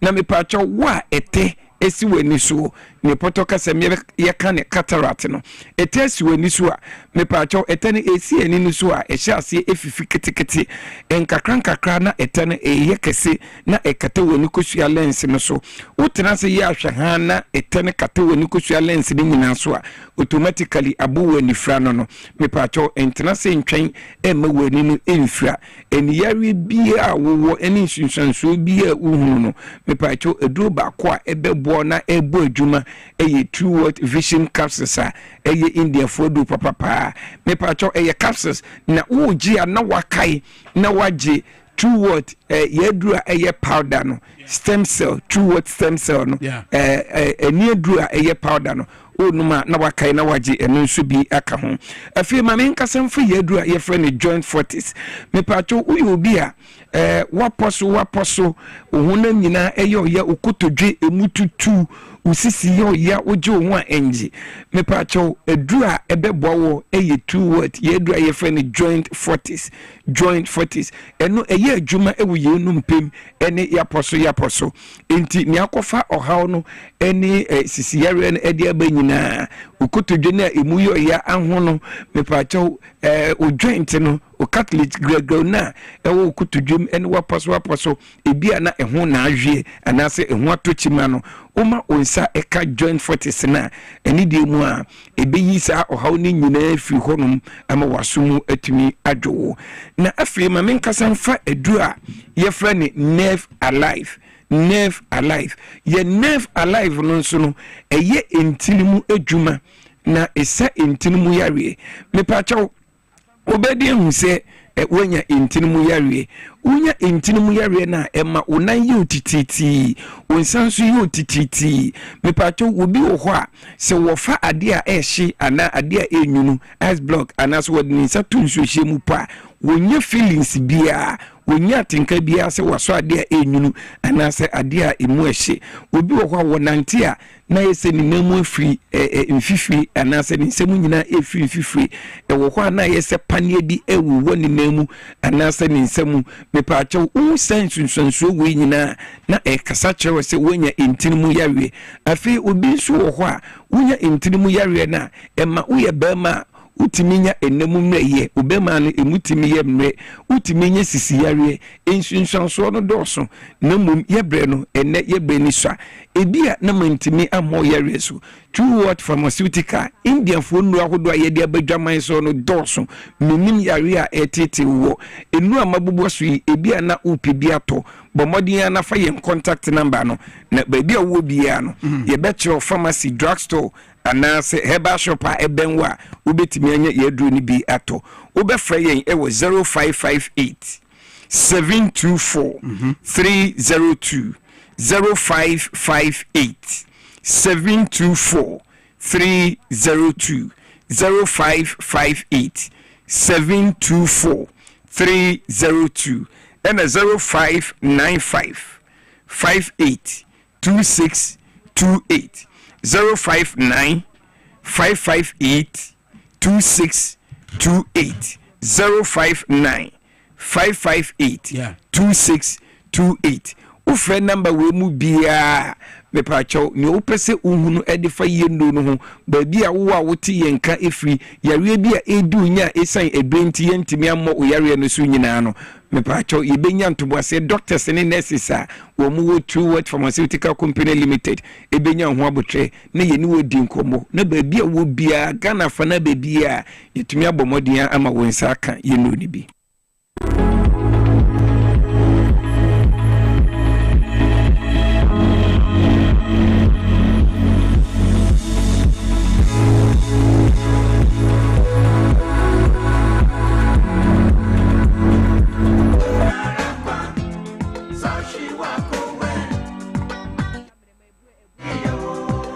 .9 FM. I've been live on TVSYZ. Dwabo Ase Jumedie. Ade this so man. Obetime live on so our Facebook. Power 979 FM. TVSYZ Ghana. And I feel YouTube. XYZ broadcasting. Ade the Dwabo Ase Jumedie. Esomo so. Saturday, you go straight to Let's Talk Educational Consult. Na afi yakwakotie Madam Daitesa Ampofo. Let's Talk Educational Consult and the power more na womodema aye Ghana for nyina ejenche bia ye beko Madam Daitesa Ampofo na fe Let's Talk Educational Consult for woma bo modern no mo de om sempa ababe twen yenhwe ne mra. Hello, Kwame. We didn't be 3 months say cry every now I say bomb. What to say? Nyamina Dwabo Ase munyo be. Fantastic. Me so me ho ya nyame adaro. Da mo fra no so e. Bepepe wo ho ye angasa. Nice one. Nyamina Dwabo nice one. Na me ka tie for say nsenkyerani bia wo ye no. Eso mani. Me a make e bia emergency wo ha na ni dodo. But one the experience here. Almost be kasa to say the make say. Oh sure. Yeah. For that one day. Yeah. Come in maminchia obia retain and pay na me mahon a lovely good morning to them. And then thank them there or do the memory when they free daha they would say education. Yes, you pay your boy Ghana Fraba. You pay your boy Afraba beyond Ghana in Africa. Ama yetum ya done one of future why very good amahon. Ama maso me opinion na menya sonje in your that's what we are looking at. Into yesterday, every child is like the sky. And the sky has a lot of stars. And so the stars now, woman, they need to allow them to shine. So because you are the sky and there are stars in there, no, I would shema a quanibiado. The star no manyankopon ezuma or shrink more bibiara. Kwame na pema minchia Apostle Dr. Parkway see him and say home. Minchia my daddy Reverend Fina Coleman Charles Ampofo and you for Mrs. Edith Ampofo. Na minchia DJ Gospel Foundation Aisha Ajele Aje Onesumichan Najave Coastal Community 1. Kwame, this morning I want to ask every parent who is doing the listening there. How are you cheering your child? How are you cheering them? Say, you can cheering I saying, yes, elbow, good. How are you doing that? And I pay me, Missa, Eben Quando Nerifa, na Enyim Kwana Ebefadonosa. How will you even encourage them? So there is a way as a parent you need to find a quanbido. Nezi encourage you, but as you cheer them up and make sure that you are clapping for them, you are cheering them up to achieve what you want, because you are the first child's cheerleader. And one thing I've noticed about kids is that as they are growing up with the interactions we are having with them, no, what you say, it's a good imprint or stick. And so be that cheerleader and unconscious some cheerubano, no matter what you think is her challenge, there onyim baby, be positive to them.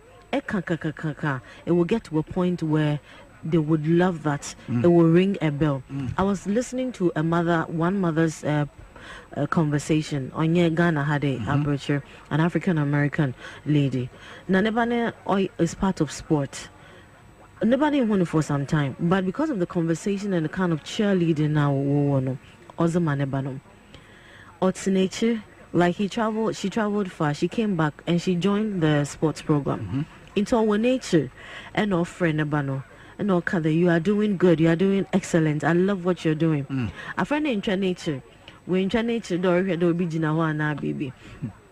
Into Okambium and our friends, Okambium and our friends, it's a bit too close. Well, no, Gina Hodam, and to be no putting an Ordano. Ordano, and Mammy no say, I wasn't sure that it was you. I felt I was hearing it in my ear. Wow. Or feel the otse. So this is what happens to you as a parent cheering your child on. In Gina nature, in Serika. In nature, she would think that you are saying something. So require baby. That will help. That is it. Let's be that unconscious mind in there. On. Aside that, Kwame, this morning I would love to permit me to speak English because I have people who listen to me and the fancy they do not understand. So if you are doing the listening this morning on Power 97.9 FM, my name is Daitessa Ampofu, aka Madam Time Bomb. This is a little one I'm a from. I'm doing that because I have people who listen to me on social media who are not even from Ghana. And so sometimes when the communication goes, it's a bit difficult for them to understand. And so this morning I'm telling them that whatever question they have, whatever they want to discuss with me on social media, the Facebook page is Let's Talk Educational Consult or LTEC Preschool or Madam Time Bomb page. You can like a video, put your question down there, or send me a personal DM. I will answer you because I realize a lot of parents are around. They would love to have their kids over, but because of distance, that's what they will say. But I'm even looking at those outside Ghana who would love to inquire and know what is happening and would love to share a problem a child is facing that we can solve. Aside that, I would also love to say that when you like the page, please share so that somebody also gets to know what we are talking about, how best we want to help the African child. Because this is drawing me down to what we are going to talk about this morning, which is very, very important. So like the page, let me know where you are liking it from. As you're commenting, please share so that somebody also gets to know, and then they will also ask a question from there. Because Kwame, we need to relate with everybody coming closer. I just got a message from Adukwe. She said, now I can relate better. Oh. Okay. So I want to do that. You know, I don't want it to be like we are only keeping it to ourselves as Ghanaians. We are only keeping this good thing to ourselves as parents in Ghana. Some of us here are even having a difficulty understanding the Fanti. That's right. And so they should permit me sometimes. These days when I come through, I'll mix a little English with it so everybody can get an understanding, because it's more like lighting a candle. That light, you can't hide it. You need to put it somewhere for others to also feel the brightness and then get it, because we are here to help every child, and I can't do it alone. I need you to join me so we can do it together. Absolutely. This is not joy. Okay. All right, come into and pay from Let's Talk Educational Consults. I would love the Obiara Behu there. We are into education. That's the main thing, especially early childhood education for the foundation of our kids. And then secondly, we are also looking at Yebobwa Afrabam. We're looking beyond the classroom when it comes to entrepreneurship program, personality development, IT training, creativity and exploration, and then also helping them to understand that life is not all about just going to the classroom and then learning and getting a certificate. There is something beyond that as well. We need to help our kids. From Let's Talk Educational Consulting and preschool, no, it takes from our ways 8 months to 6 years. 8 months to 6 years. Now, 8 months to 6 years, and you use the Montessori program and INDEC educational program to teach them to build their foundation. A foundation wherever that they will go, no, teachers are available and ready to receive them. The marathon of our Saturday school, we take them through things that will help them to develop as well, because we don't want to in anything that they are doing. That is what we are doing. And so if you're a parent, you can pass through and then make your inquiries, be part of the program. So come through, walk through, make your inquiries as well. And so that is it. Let's Talk Educational Consults days as helping the kids turn out turn one mind, one brains into their own development and being curious, independent, focusing on what they really have to do, identifying problems, solving it, knowing the type of learners they are. Now is introduction to entrepreneurship, creativity. For the past 2 days, I have been with them, but they have been the ones teaching themselves, mentoring themselves, which is you are as proud as anything. So for our creativity class, we had Miss Queen, Africa Pongo. She's 14. On no take charge, teaching them how to prepare friendship bracelets and others, and teaching them Miss Mobile to selling out, making money out of it as young people when you want to venture into entrepreneurship. And then yesterday we had them also discussing the importance of the 21st century child, the kind of skills they have to have. And that was handled by a 13-year-old Miss Hawa Mahama. Wow.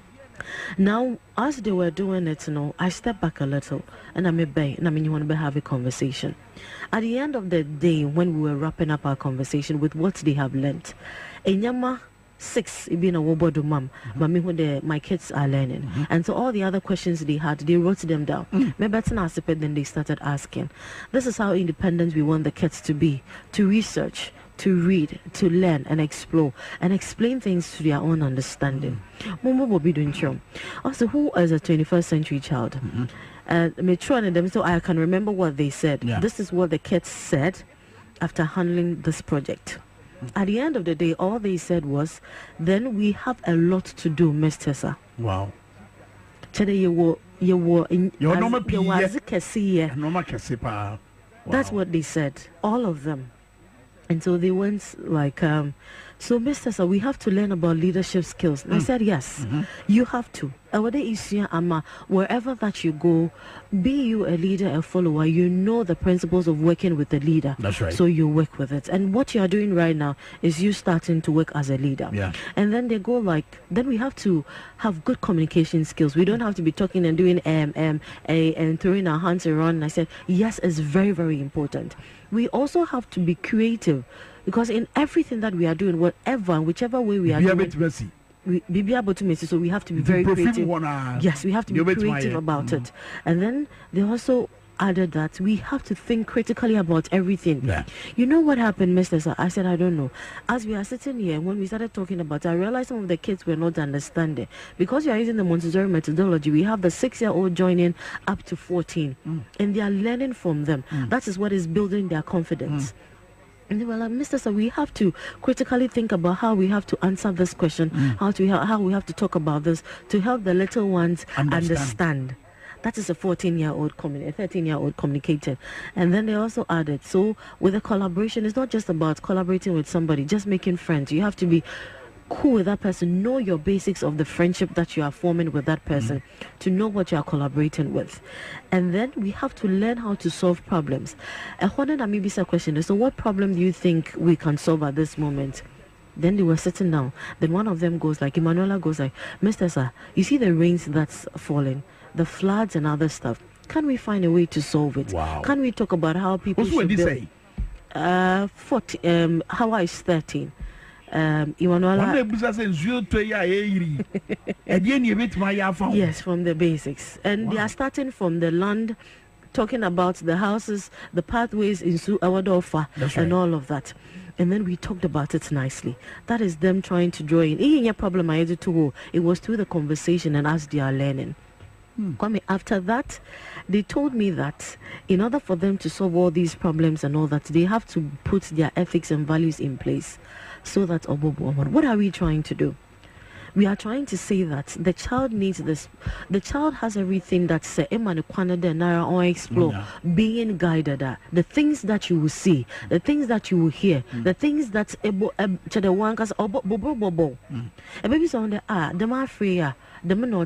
and we are giving them a kind of power to know that you don't need the throughout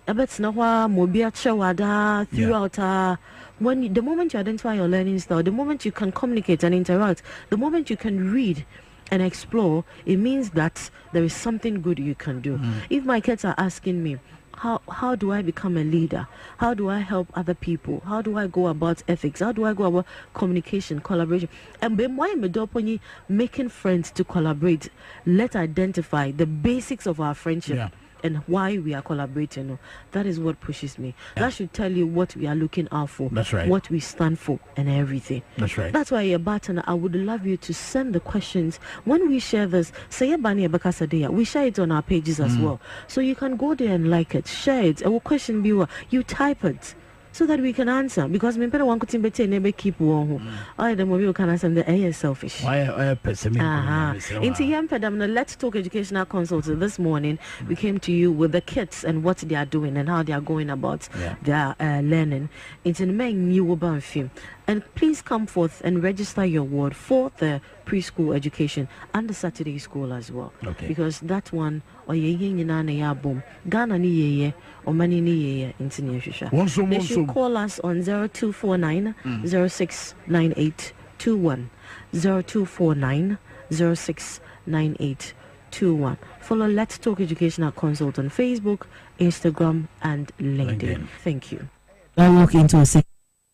Yeah. I have power 97.9 FM. I feel live on TVSYZ. Job as a Jumadi. And a good side is so mono.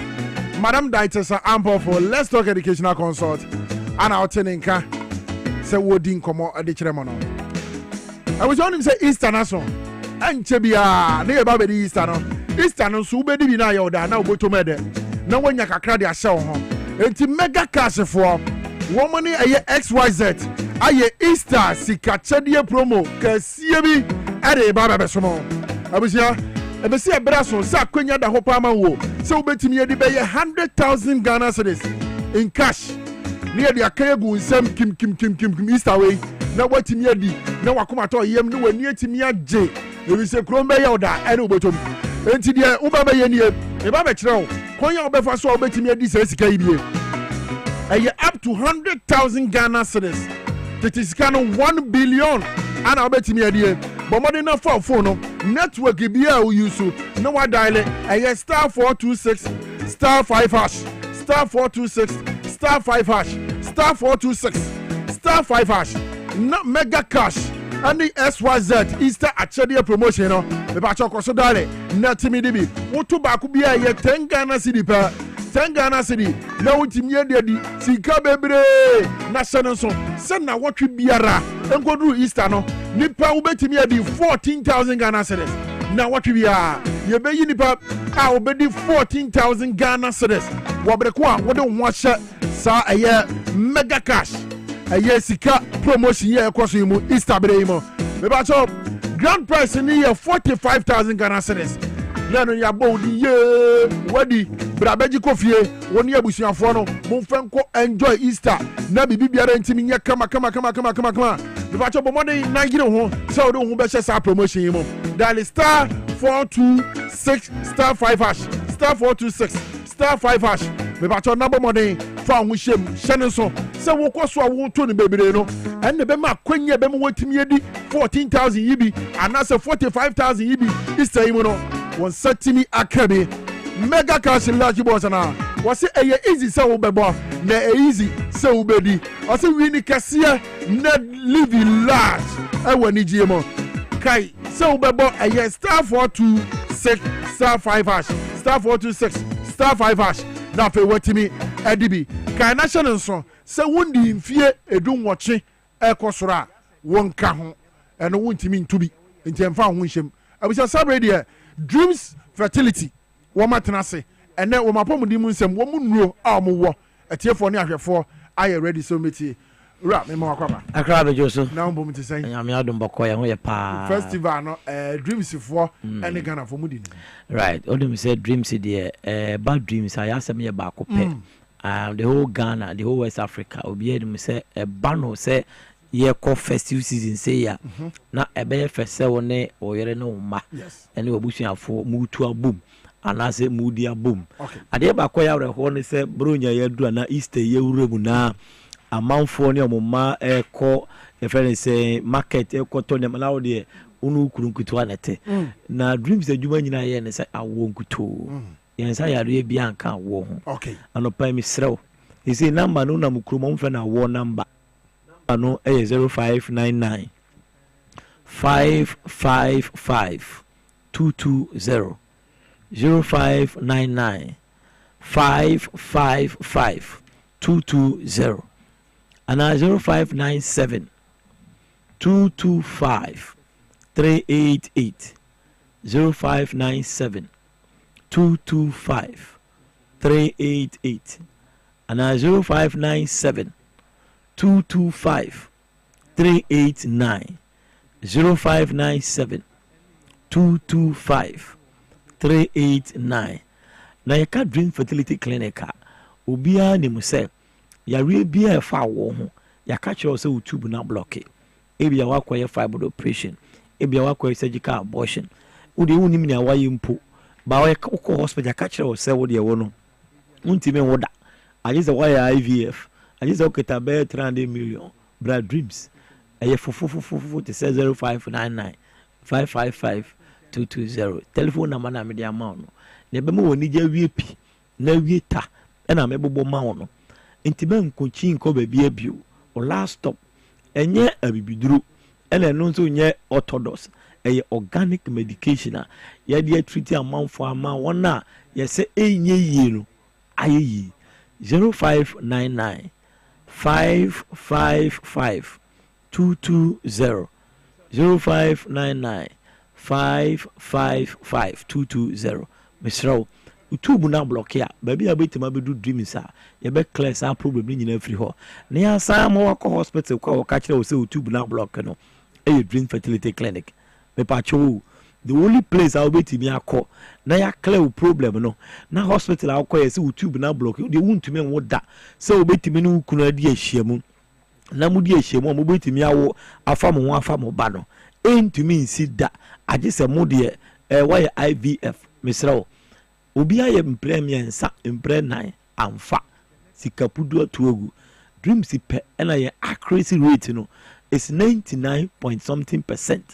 Enzio se obeba dreams na opa wo na wunya into tube na block ya 0599 555 220 utuba block ya for number we yes utuba block ya 0599 555 220 and now 0597 225 388 0597 225 388 oh your bar sans usi so and now when you fee umbu sada your friend premature menopause umbu sada and now so the mri bi atwam na ubu nsano now say do mri bi no ubu ba ko a embu bi uhu ba ko bo so me nyina na waso ko ba ko ana sa wo de ne ba 2 days ya mba biu ana wo de ne kra de e ba wo be bresa me pa cho wo be do dreams a small problem ade ba ko ni se oba wo se boni nko yi no e bo nka ye sa wo ho betimi aye odin 0599 555 220 0597 225 388 0597 225 389 0597 225 389 0597 225 389 the patch utie me wo power and XYZ and power ya waye dia mano no a ono obre no di atwa adwadwo na ne wra ho mu sre a untimi nsre mu gimoni untimi ginani no 0599 555 220 afeti bi o fibroid ninti udi ofo yefunu a na say aye friend miscarriages udi ofo yefunu na say ofo yefunu na say ofo yefunu na say me sero power chawo say 0599 555 220 sa problem ni nyina beko ni hia so friend na ma media ma we ebe mo appointment na wago hu doctor peni a ofri UK bruchimemu oyo bibini te say wa na yelu ni fi New Zealand and UK and ye keka bom di maw na wo di akofie ne no atonchia ade ba ko esa ye fe wo dreams ni say wo yo ba na wo de wo no wo twabra ye ni muso ba de wo twabra from 45 years ko no twabra enya asem bie ye hu enche da nye news sa ba wo pe oba na wunya ba na wo pe banku to dia na wonya 45 kwa ko si 48 50 years impo na wo pe se wo Uber Dreams Fertility Clinic TV Uber Dreams Fertility Clinic for number no na to aso 0599 555 220 0599 555 220 and 0597 225 389 0597 225 389. So what bra now person will be more near tennis Uber Dreams Fertility Clinic. A dear young one will be into me near who we are seeing more Uber Dreams power near ye am I down so on your only meaning and say well we bra within 3 weeks from the day I visited Dreams you will do a bit more after 3 weeks I was so boom sebu obese boom sebu after 3 weeks yamo drone ebe mo do no akono bosome miensa chi wa ma me ya watwa bra no obesa ye bra bio na wo ye bra pa e kire se wo no akwanya beda ho ama na wo highest opportunity se wo butumi awo afa ba na afa yefuno tie mi number no e 0599 555220 0599 555220 and 0597 225 388 0597 225 389. We will bema, we will low sperm count. We chine. Afi kwa da wa pa ba. We dey say obe pa ba. For dreams your last stop. E hope and I wono ya che ne kwa. Aji so ba utubu no ana wa wo de no eni ho. Ye yi wa wo de furu yam dia member. Bema ye yi wo hwe o ma ba member. Eno de wuntumi ho. Na sa ne ma nyina wo ho. Ni aka kire bo say mubetumi awo doctor ka kire bibi we fe no unexplained infertility munyina mu yo okay now so still I want him back 0599 555 220 0599 555 220 and 0597 225 388 0597 225 389. Now me sorry so no me for location in Tujasan say uze Ghana ha no ozofo obi a ohi a wo bia na oye popular obi na ma no check na bra inzo no obonko mo already za onya wo wa ja se dira manfo de mani di wachi ntu ura ba bia za opa wo ne ade enti ye ho ne any coded area but eno e was say wo ferry no but one say e was say we free we say only abrofo nantia they want your freedom e was say we adwum we fine ayarsa no a start free wa adwene mu so wo was a mental problem no as a ferry as a wani nje sanya mani nyina kele the energy no enti ye pese ye ma wo ba bia o ba no obi ambo ni mu se wo kwakopa awo enti ye mbo area ni din to fra number na media to January appointment o fra this is for Dr. Nkasa befa no wadi nkomo kama then no book appointment da anytime I be boa wo ne mienu nyina na maba the whole the doctor Dimitri Dipa mienu mi ansape san say abrofu ne betwa scan na ma wo nyina organa ha ya ma me obehwe wo nyina organa ha ya entu ba ne apemre ne de amaw ne etima hwew na won so wo afa wo ba me sorry so kra na o say infa no man ntu obi say wante 0599 555 220 0599 555 220 and 0597 225 388 0597 225 388 and 0597 225 389. Enti na opacha Dreams Fertility there so your bow so you be I just say one na person be. I just say one na person be ha na one na oye ho. Okay. Say you want the idea about dreams I bet be awafa. Okay. All right, yeah. Yeah, that's a part. Let's be that's be brave boss. Okay, yo. I was here high power 97.9 FM and I feel I TVSYZ. Dwabo Ase Jumedi and you go so I dey so mono yeah live on Facebook. I Power 979 FM and I feel TVSYZ Ghana on YouTube. I XYZ broadcasting.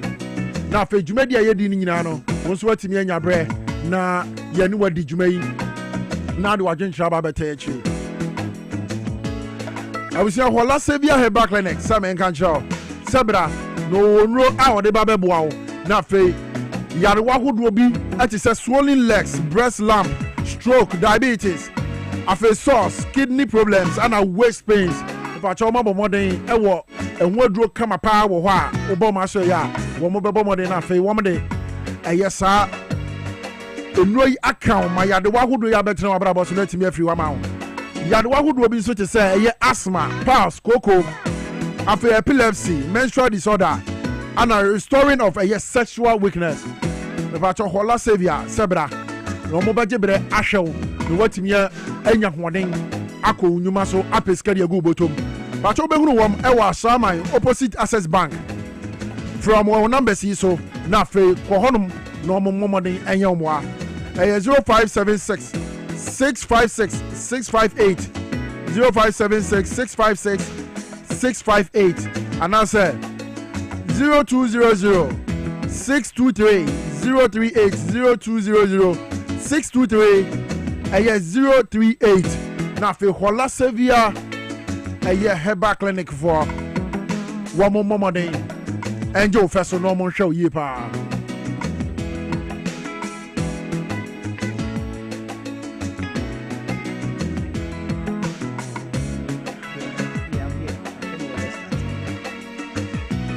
Okay, we say sorry there. Dr. Osman Ababe di studio Ababe Kanyensa. Yemko na fe yene Dr. Osman enkonko din komo ne nsempa a wo no wontimi fa medum etiefo ene ahwefo nyina. Dr. Osman yema kwaba. Yeah, na ho te say. Erade adom bia bako. Ye de nyanko ho ase. Ne yeba be din komo. Yeah. Ye be din komo e de afa gout. Gout, sure, yeah. Yeka gout ye den. Yo, me da say mema etiefo ne ahwefo nyina achen. Yes. Yeka say gout arthritis a very common and complex form of arthritis. Eka nipadua no etimichi obia. Wow. Yeah, etimichi obia. Yeka say a complex form of arthritis. Arthritis no yare a eba yenum peso e de eyaw eneba. Now this gout arthritis it is characterized by say there will be swelling. And as a nipa joint in the hono. Then Uber will say there will also be tender. And say at Imon I am remembering so ya very painful ya. Now a conditioner and no a can is sebi baby a cano a first tone and I say yet the nine chromatic asieno. Wow. Yes, and no a honum started do a can other joints. Okay. A honum started and it a chassis a saying a chassis and hono yapa a dear it me Emma unipa sorry free. I want to say pompo. It is a send also around the joint no. A hobe hono na why nine chromatic and that's the two. Na ne woman say a setting in Sanwa, a idea it me anyanu if you would die, say would a person lying down will be a order. It can wake you from your sleep with the pain, yes. Now Empocran said a setting in sa pain is setting in ewo kokromoti ni munua sanwa. Even the heaviness of a bed sheet would the toswa it cannot be tolerated. Wow. Yeah. Gout no ene kaka unim kaka. Kaka etimi ye won sa. Okay, kaka no a fungal infection and etimi yes. Etimi so hono wo se. Eti sa gout. Yeah. Ene kaka de na ya. Ni nyina yapa but gout yapa. Ene anode. Gout ne very painful. No say gout na den say etimichi obia na etimichi joint am make say ekokum the free one no etimichi yensa yen elbow. Okay. Etimichi yen kotodwe. Etimichi yensa nketenkete no enso so. Okay. And a condition a kind of joint aspect ni dia a dia itimi a hat nipadua na pa. Wow. Yeah. Na den na de gout ba. You me da say near edikan no won say gout no ye wo bibi e wo nipadua no mu a say uric acid aye bebre e wo nipadua no mu. Na uric acid no ebedoso e wo nipadua no mu a say it forms urate. Na urate no enegina yen joint no so. Enti urate no e form bibi dis a needle like as a bibis as a empanie bi na form ewo yen joint no so. Eno na dis a eya no ye de eba. Na uric acid no say ebeba be accumulate e wo nipadua mu na etima be form urate a ye wo bibi ti say purine. Purine nipadua ni break it down purine to uric acid. Okay. It is a uric acid when it is being broken. Say when the purine is being broken down in the human system.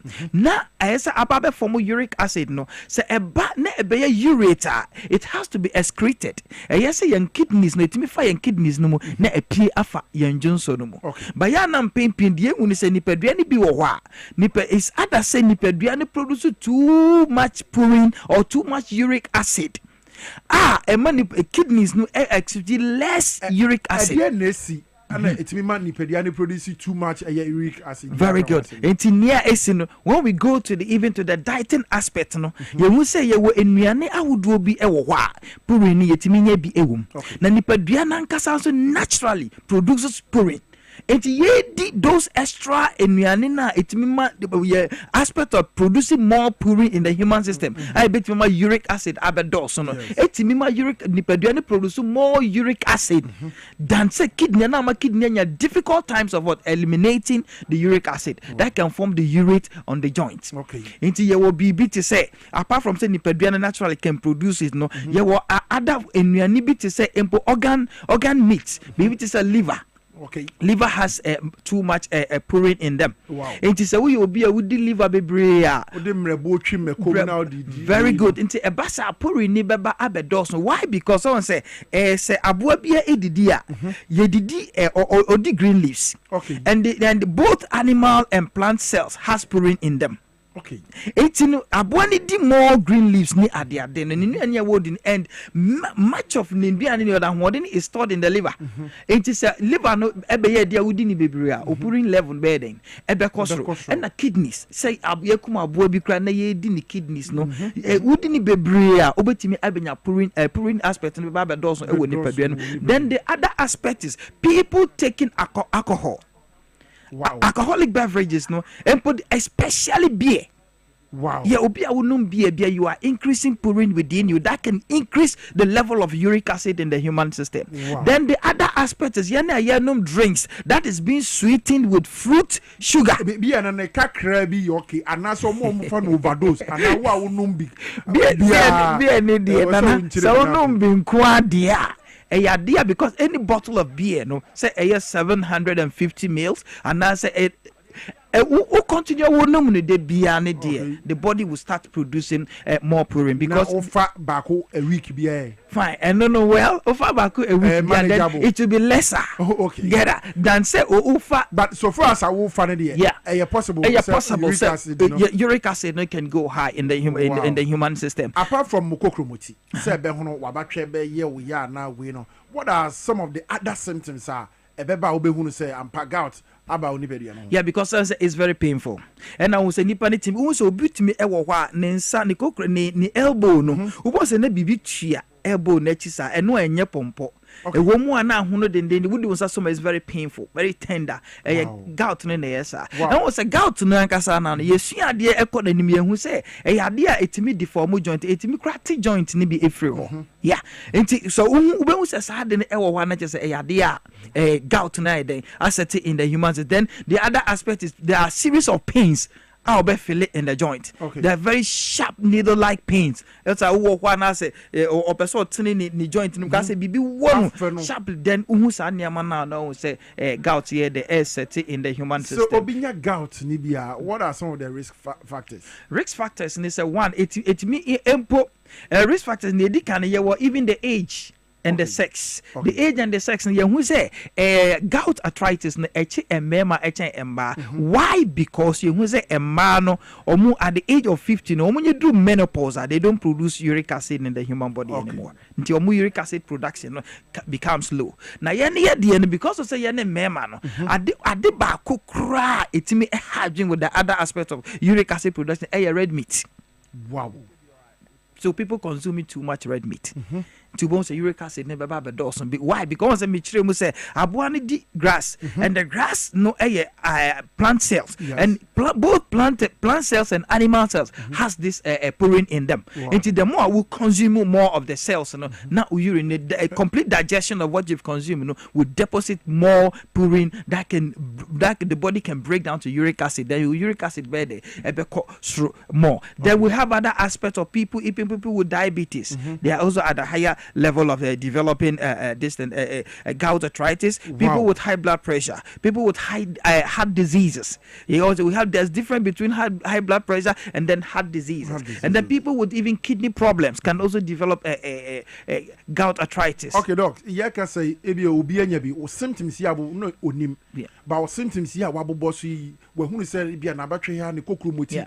Anti yare yi na ba beso ano so mu. Yeah. E kwan ben no befa so beso ano. Yeah, the woman itimi so ano yenye hu dia ye betimi treat ama ho ato because ya na empempi no ye wo ada eniema foforo bi kra ye ya etimi ade enuru bia hodo bi wa ye no mo a eno so etimi ma uric acid na ye increase wo ba ye hwena say no no content ye be advice so ye be cho so wager bibi to say even low dose aspirin ade be increase your uric acid and that there are some heart diseases medications that's a ACE ni nyina ya dia ebetimi ide increase will prune level or even the uric acid level to you sa name and then wo buy e be hwasa conditions nyina with all these risk factors see say we will be into any of those chronic conditions it will be advised and then you can be treated e ya dia ye betimi ide ahwe e de ama wow niema doc waboboso nyina no the niema ebetimi ama gout yetimi aba ho no afuto ben ana sabri ye sorry komo you 1 minute fama ye tifo ni agafo nyina na omo fenka ho ne dikan afuto no ne wo mu ne se say empempi no yetahwe nipadua ye say we wouldn't be obese onipa ye kese bebra kese mroso no nipa me ye kese bebre say ya me nipadua ni produce more acid doc obi on sa kese na won jeans enti no wo musa ba ye betimi atufu ahun se de be ya wo betimi amanage no se de be ya because o be kese pia nipadua no produce more acid produce more uric acid no na ema your difficult the kidney also have difficulty of what eliminating them into etimima ebetimi aba in the human say ne edi kan no say tenetene yapom say ma insunum say de ade a ebe eka ye ho and say nuane a yedi sugar nuane ene alcohol no say etimetwe ho for nam red meat bebre and other even seafoods ahodo monko ne nya di but idini in moderation monko wo bi sa squid e wo bi anchovies e wo bi sardine e into udia dini in moderation so that uric acid ne emba doso we nipadua ma ebetimi lead to this gout arthritis in the human system. Very well, doc. Sir, e be a number of wa etifo ne ahwefo ebetimi afre so wo keken akwesi obi asem professor doc fatu right me that say open say ubisa question bia number obetimi afre 0262 55 6020 0262 556020. Essentially your WhatsApp line. Enti say o send o question bia e was so ye be kenkan na yama reply. Na o problem a wo bia na ye be hwe na yetimi ahwe e de amam. And na ye wo gidie nso say condition bia o wo bia na Nyankopon ya dom a obetimi ade enya ayaresa. Enka say manya condition we mako so many places near the identity menya but please wo dey to anamon ade a yare aba nipadua definitely no there's a solution to your problem. Very well. Doc, you better was it. Eti Dr. Osman no on wa ba be chechire mu gout said yet o se yakura sin kaka enti niema wonya bi wonya bi wa chirechire oni nyina advert yi ko so me na fofo ni nua bi mu ehwe me ye bo bi yeso mo yam ji wo mu hwim said ye mo wi ni bebrebe no okay enti no ya tiri nyina abuja high power fm 97.9 of TVS was live Dwabo Ase ne de sommo oman no ba betena se ye dane ye ho abasesi amenko ba bia ye ne Sam Jerome ba be din komo twen ye ba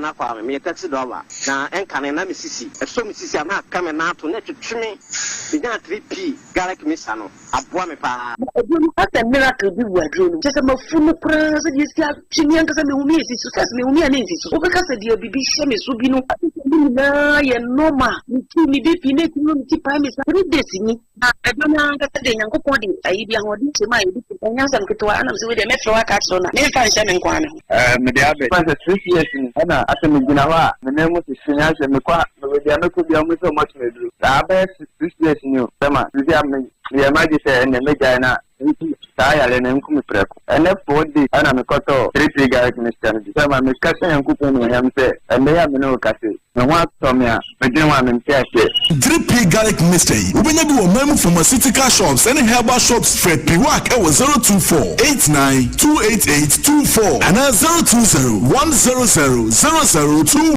High Sense Kitchen Appliances. Imagine no yamre. So we breakfast anupa. Ube here High Sense juicer, High Sense toaster.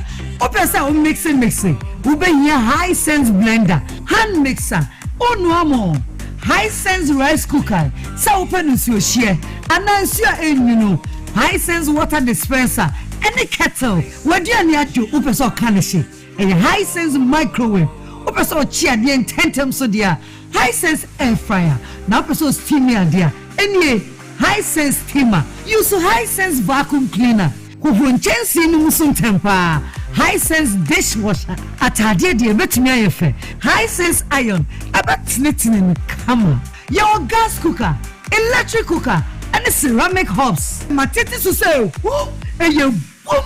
Everything 28th March, I come 8th April, and your High Sense Kitchen Appliance promo. High Sense acquired 5 years manufacturer defect warranty. High Sense, everyday prices for everyday people. I don't know the change will be there and will be there for abusia yare bai ana hawo yare ba na ya kwankura wo de chinchina wunya anuye and get to bray no we come for Lion Age Clinic Ghana and fama ahankwa na abepima de bi grow asan yare ama wunya sunsun subani bia abusia se yare fo abepimu our Lion Age Clinic Ghana Dr. Biodo amubrase na ho fama sonkokura ana hwe yare fo no ema ne botono abusia se uba bepimu wa haseya yes and we are able to say syphilis, gonorrhea, candidiasis, the other people who are in see a friend of white. Yeah, probably everyone has said. Abusia, we are Bema, who passing anymore, who to me why do my any more careful now. Lion Age Clinic Zebra, not a big girl, and I will now say Bema Mapa. So, also see your bar, and that's how I look for who about who maybe. What's not bread? But if you know our Lion Age Clinic Ghana, now we take the first thing I will fear. I don't follow motion in the soul for Fertility. A breaker can me yare, Anna Medaho. Madame Fuduban in Cheng may introduce you Lion Age Clinic Ghana man. Then the 2 on the morning, the choir and the motion, a moment of drink, and let me want to wow, show me when you ask what's up. We can full Lion Age Clinic Ghana mouse, and so 2 on the mobile. Now, do know why I say. Salaam alaikum. Nazo don't go sibitini. Amma ciwon da nazo da shi naga antidote na samu sauki. Bisa duk wanda zai zo musulmi duka yayi kokari ya zo nan wannan asibitin ga da zai samu sauki da saukin kuma kudi ba wani charge. Insha Allah da samu sauki. Hello everyone. My name is Dr. Maxwell Aziz Minsa. I'm the founder and senior doctor of Lion Age Clinic Ghana. Our mission is to provide you with exceptional herbal medicine treatment and holistic healthcare to all our patients. With our team of dedicated staff and innovative treatment, we are here to support you to becoming a healthier you. Thank you for trusting Lion Age Clinic Ghana. Lion Age Clinic Ghana, your #1 healthcare expert.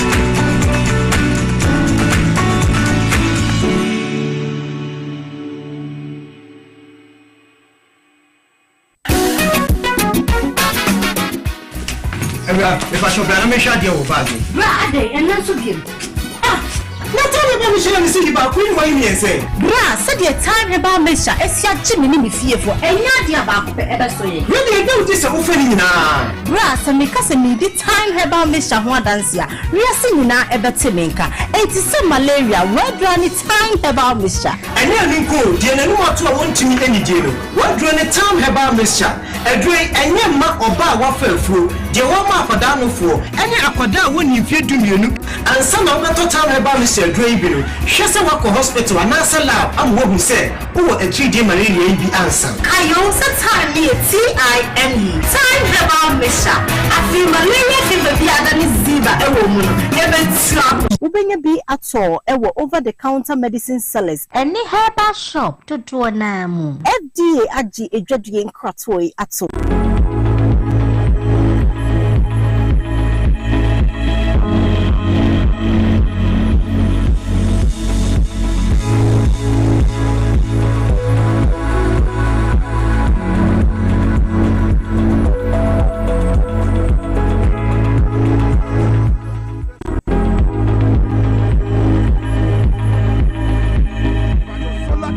Clinic Sebra, woman will no come. I want dear ye egua, the pastor say ya the one mabu bossina.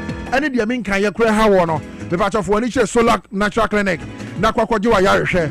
Solak 7 San Cancho. Say a lab test now open. And now person ye prostate scan and now fibroid scan. The patch of Omuan Krahia, a yeko close to the Harvard Senior High School. From one number way so. Na fe bomode in come ho no mo wo ya de bi aba betra wa bra boso 0553 932 631 0553 932 631 na fe Solak Natural Clinic for wa mo nya wadom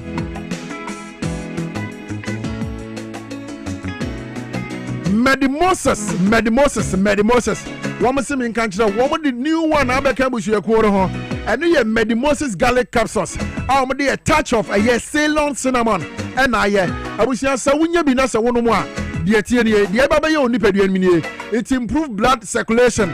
It helps rectify stiff and numbness of muscles. Keep cholesterol levels in check. Help detoxify the body. Serve as an immune booster. And more. It's bombarding. So be on Setimiaka. A Medimosis garlic capsules. The Ceylon cinnamon aye na fe etimi moa enhihye sane ma panyina ewo nipadua ma abusia Medimosis samen san kanchirawo so obedi o ma say ya wo mo ye prostate disorders nwadwuma sexual weakness male and female infertility hypertension diabetes sciatica typhoid fever malaria stroke STIs and afa dental problem bia wo Medimosis so bejebre na wa hwew the batch obetimi ehunu wom ewo adenta barrier opposite the police station afa AESL building inside the Ghana Highway Authority yard Accra Ministries afa Jekojo opposite school for the deaf and afa Kumasi omo wa hinima kokobe for number we na frɛ wom na afa kwajo wa yarehwe 0244 068 447 0244 068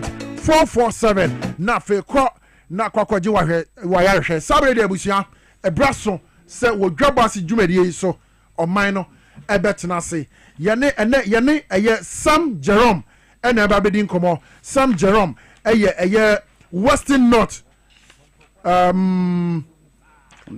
communications officer edema NDC amanyoko no ana fe public affairs ye Cocoa board ana ne yene na hia ayene no eba bedin enkomo enti before that ye bekwa ahoma no so na yakwa kodi nkomo yene ye first Robert Petit Brentum Western North Regional Minister yene ni nkonkodi nkomo ono about me nkan me wakwa baba ye Dwabo Ase dwumadie so Power FM ni TV so azet yo me da wase minia okay yenya ntiye se Western North Regional Minister no what the ne hu for galam sen bi a ekoso sabre okay one sorry yenya ntia se wo de ho for garam sen bi ekoso wo originum honorable say na nsemitie boy njremu yo me da wase wai me fasa kwanja wiso na machia wachi ko ina ni se me farm home M44 guys is in Western of region. Okay. Now the AC saying story there join news about say Yasuma Asuja for any forest operation there. Me as regional minister no must stop one. Nti oduna ye nsema ense ye kan afa me ho a enye nkwe. Nti ne say as regional minister no minister to me no say Yasuma military for any forest for your moduma na me imagine say ye stop one. Galam say same year issue say yen sasia say no and say dagri ema Ghana ni bia well meaning Kenyan ayasema hadi ayina yeboa say bit to asie na on say you are John Dramani Mahama asi agina say opa Galam say sense no obehwe na won ayejuma o ensuo so eni kwaye no but one so sa amanya say every kind yeah intimia region na name western north region jumadie no odi asem isa permission na ne swadi no na sa pepe eni yuso enti about say na honorable wudi wajuma kama say na wamutimi ebeka say sabre de eye Galamsey niema ye koso no okura na wuhye mu a wuhye ne kutupa yo the say medical attention say ye me shame kutupa ye fa Galamsey and someone me me small scale miners in fact my governance commissioner they drew baby so international organizations juma nanya kwanya atukwan fa Galamsey ho we say afana degree nti fa say Galamsey ana se manye ya SNSU ma mekri yusu ye na obi ngere wa kwala bi na ni ba ko abo ne sai na ka afam hono ya bi me di say training small scale miners na ebe ni ye ba actually americano na to find na exposure on this one so this is obi be for Galamsey so na enyame nke ha ne wasada in fa na ho ni Galamsey semu na say business system cost no say obe ma me kwan anka me chechim de esiye okay honorable make a crowd ho nti de chechim na afi ye ntoj me de yo ne cheri say on say you are so na regional capital na so me free enchi ya kase nti my last weekend here Chemiana Saturday no me say obe ba fi na aja ayi additional symbol na be na yaka nti meba and that pro soja for ewo asankegwa the big one said the tiano na proud to that no na soja for penny for afremi aka can say almost ma soja for bi so na ejuma ewo yempotem na sa na tem ya omma ye no ya na sa be and about 2 times be nti me do no mo na say no ma soja for na ki mo di enkomo na yese won kutup me se won kutup yes I will na bibi so mo say asanke gwa o say oba awori no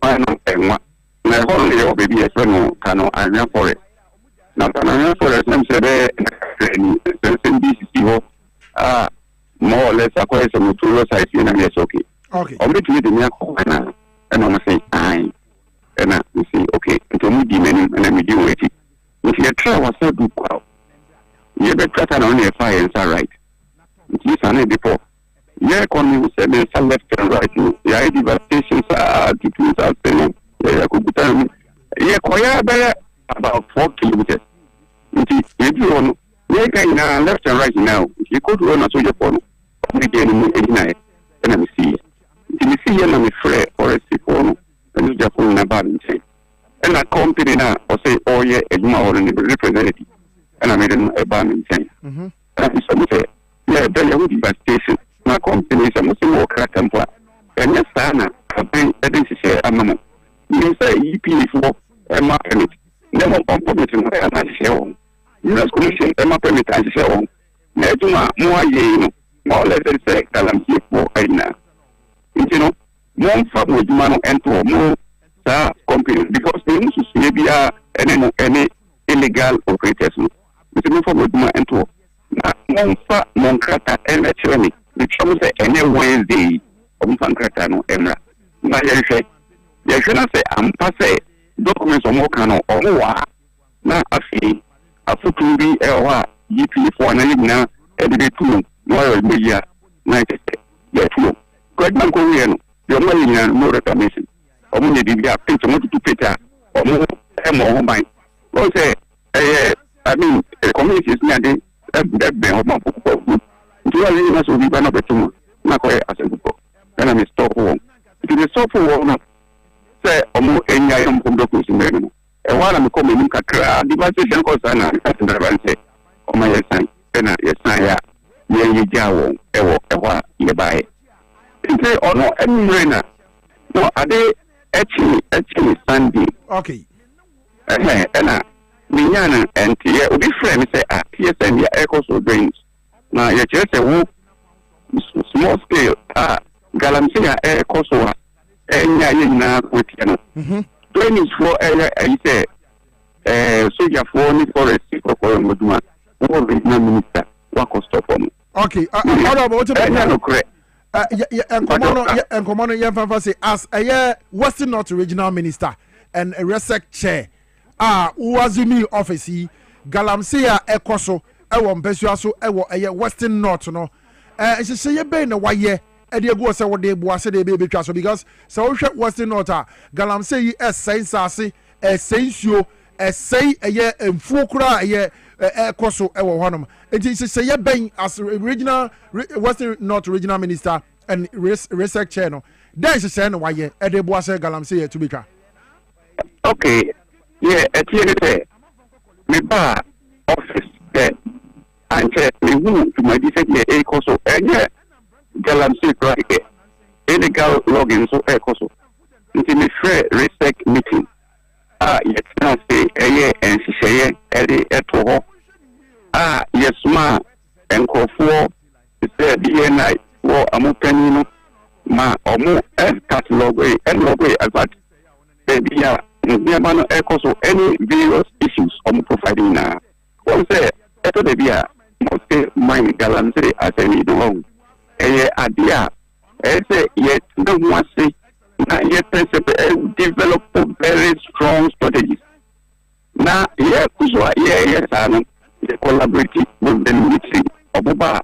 They say, boy, now, yeah. Which is Eddie Niamatu to acquire more.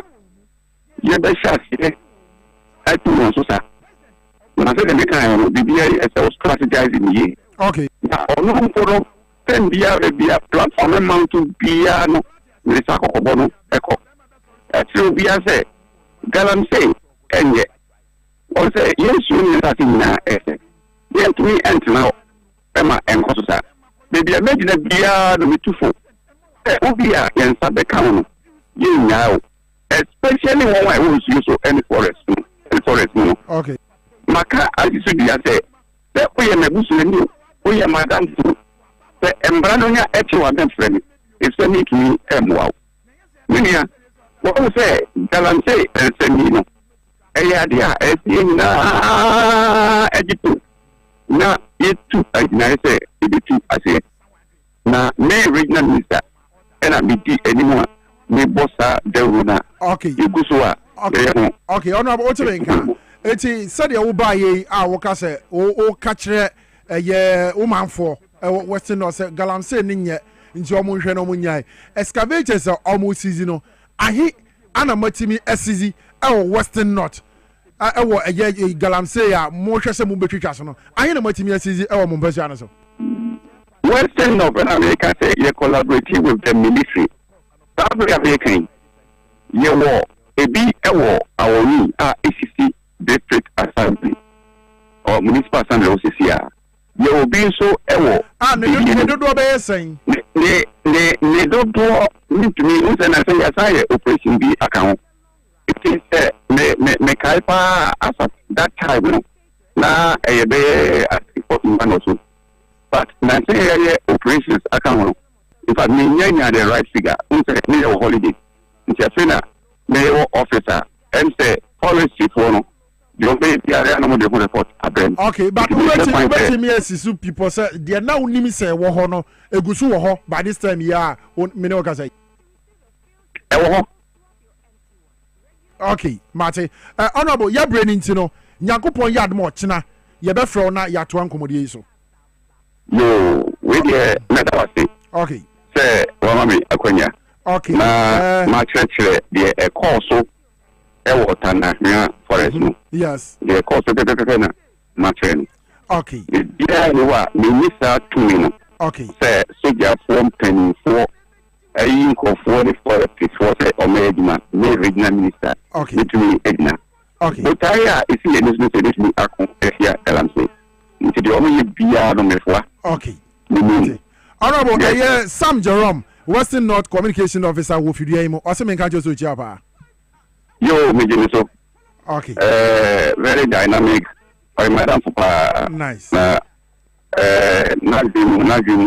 Nice. You know, or be a otamakuma so me pena sempa. Sam Jerome, what you can tell why. How to wonka. Some boys you must break my wife. Oh, Betty. Okay, all right. Okay, you. Honorable, yes, yo. It's a honorable Wubet Petty Brentum, a Western North Regional Minister. Same be a bed did Kwemi say, Galamsey fight here, Cosso Crown, one know what she said, Chiria, non compensate because Anna Wababe Clay Eno, was it Antessa, Nemo Monusubusuba.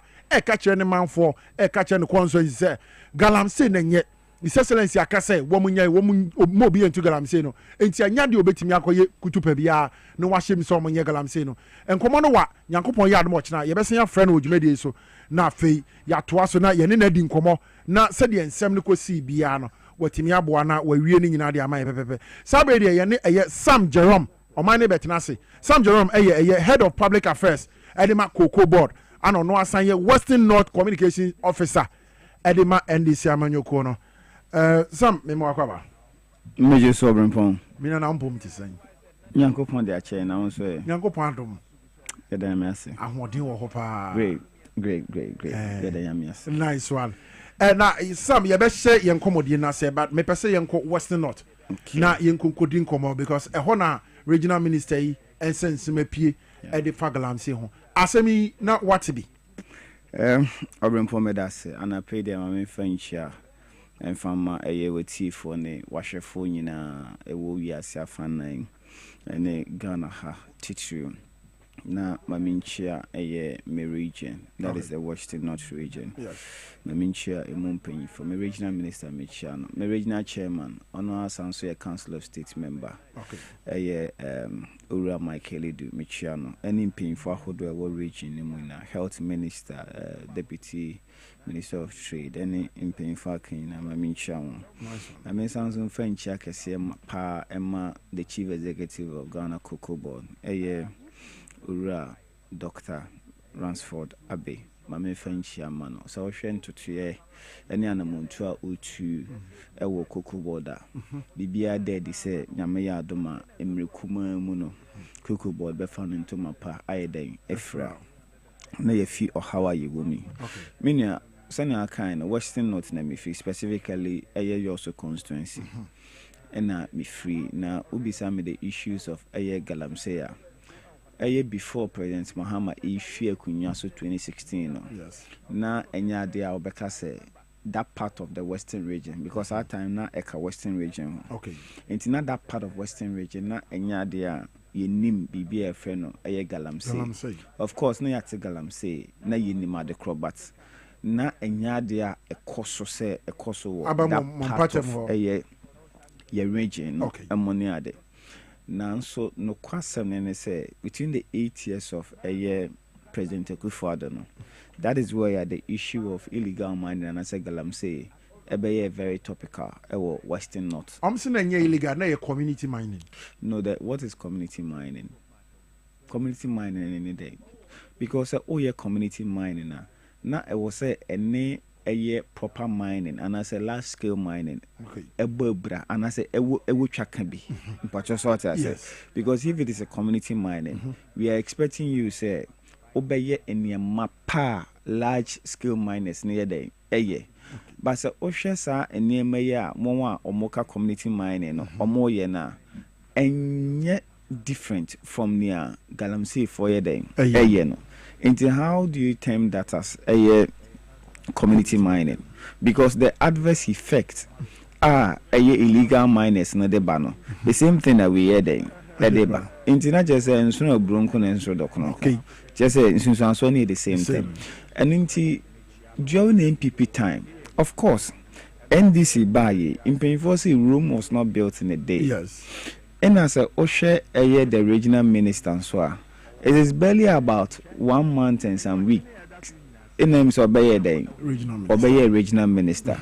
And within this period, all of a sudden, the regional minister can turn things around within this short period. Yes. May you aware of certain actions akoso government sanctioned actions are either akoso through the regional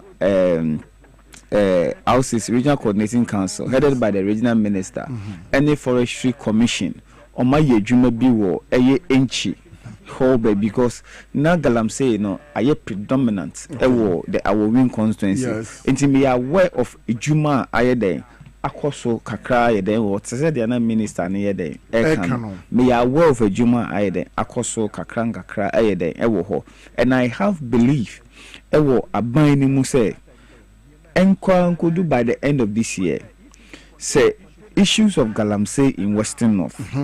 It will be a thing of the past. Wow. I am very much sure. Measures Measures one, because of say mini LCC. But may part of government spokesperson. Now may aware of a government measures in I can speak in generic terms as to the illegal outcome to fight the issues of Galamsey, not specifically to Western North, but because it is generic in nature, Western North will be embedded in it. Okay. Now, say Osha, His Excellency President Mahama, ye petumin eshe bose, enya dia mining ye babichum. Okay. Because mining predates a year yet. Yes. Internet dia ye be mining mo. Again, the economic benefit a ye free mining hono so ye day a dozen. Internet if and I wouldn't sign your ma win na unka se me babichum. But a bill so no, I say a number a dabon, a day a tarry hono. Until we have to be very careful. Said the menace or adverse effect are mining the ban. You beat me a day a deal with it. You who say a bimo illegal mining. Now a bimo illegal and I'm say illegal mining now Uyan Hawaii Nintino. Say ni pano and fahu any baby or day or the chrono. Say yes you mo say a forest mo ni pano and fahu. And then I'm saying on found Nippon put any measures in place in order to safeguard the water bodies as well as a forest. Yes. Intinia said that be a bar. One thing that we are going to do and then say any the all your wine say oh my new forest, any water bodies more you'll be stopped. Okay. That is the first thing. You'll be stopped no matter who you are. Okay. That is the first measure you better say oh my new forest move. Because look, say who say insu na nipa dodo ahin na wo Ghana ha se beka from betimi ato eye bottle musu ayeden anom nti ehunu say eno no cause a lot of havoc, a lot of issues for eye yenkro for ebio no say oba eye sehwi so affairs ni na utu wani a me ehun nyina ye forest nko etwa ye hwan yeden ehia but now issues of Galamsey, we are losing air forest, and we lose forest in part, even in terms of air pollution. Yes. Oh, affected because first, no money helps in this matter. In terms of destruction, say there is heavy wind, be money, but say but if the forests are there, it's heavy, sir, and the most important thing than the climate. Okay. So what I say, money home keka. Based on this, yes, why forest more than you safeguard that. What we decided to do, and then say, look, one ABA illegal mining, no, me a Ghana for, or copy BBI then ababidi. So if says any pakrono Ghana ni, na say yem pese ABA lose out in the juma. Na obabe unemployed, no be at this woman a bush and Ghana for there. Then we will train the person in the proper way, obey mine. Okay. What I say. And in giving proper education to these people, then the establishment of a good board. You were some say one way I bet me dealing with the issues of galamsey. No, one so Osha. And a China for the Muajim. Our mu procure excavators. Yes. And money I don't for the fun to my assassin a day. Say no. See to me track it all excavators coming in now. You be with the intent and purpose into a day ba. Okay. Number 2, will be all mine be now. These people will be registered.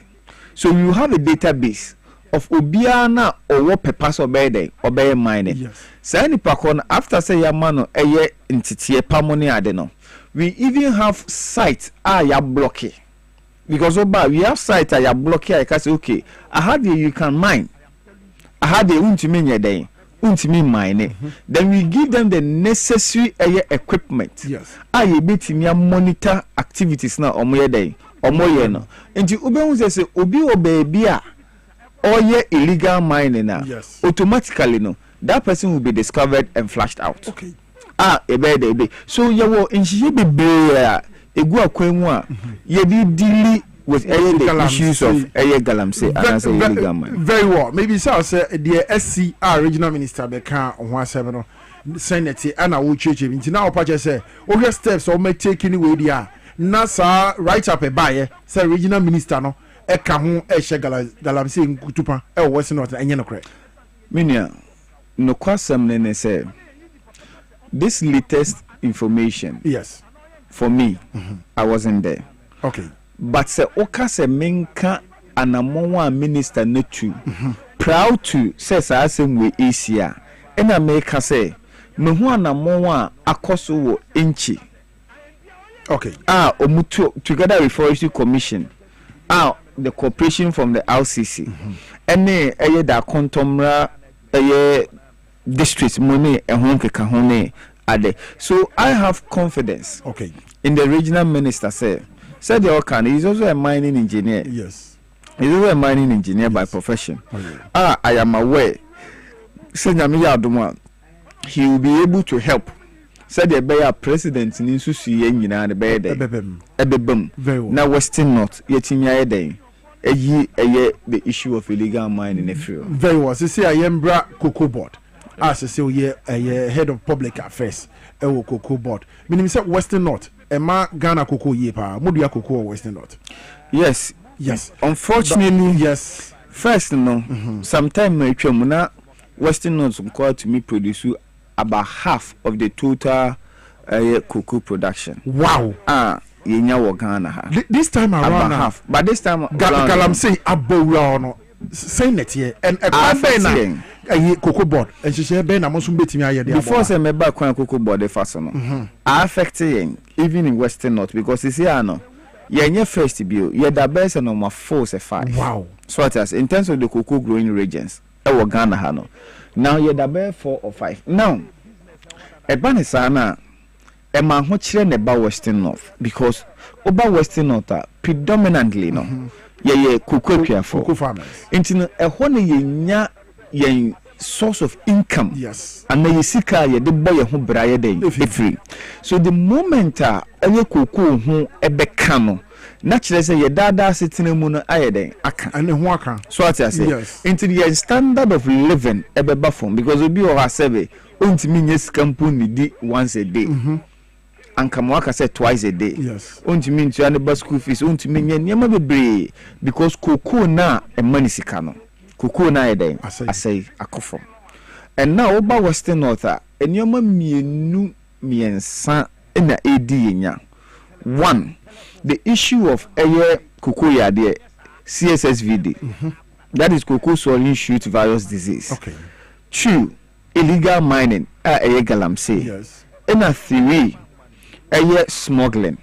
Now, dealing with the issues of CSSVD, cocoa swollen shoot, virus, and you all know say virus and sheda any a drug with the toase. Okay. Yes, virus bia whether say a benny pamu a bam on sheda any, but here's the case, we manage those farms. Okay. And then what happens, and then I say ebia a fua a be a simuno. Okay, we block that so that end to me and standing call baby for okay. Then we treat these ones. So if it becomes important, say we rehabilitate ammonia but let me focus much on the issue of galamsey affecting cocoa no. Yes. Ene ehun aniswadi huna ya pese de den okay. Now, so Osha illegal mining now. Okay. Your first one cocoa kianino. On one kasa yes UCD ni cocoa si enfanye galamsey. So because UCD ni cocoa on one kasa finipe mukase mi cocoa fu no. Me de yeden me de ma yidi tu galamsey.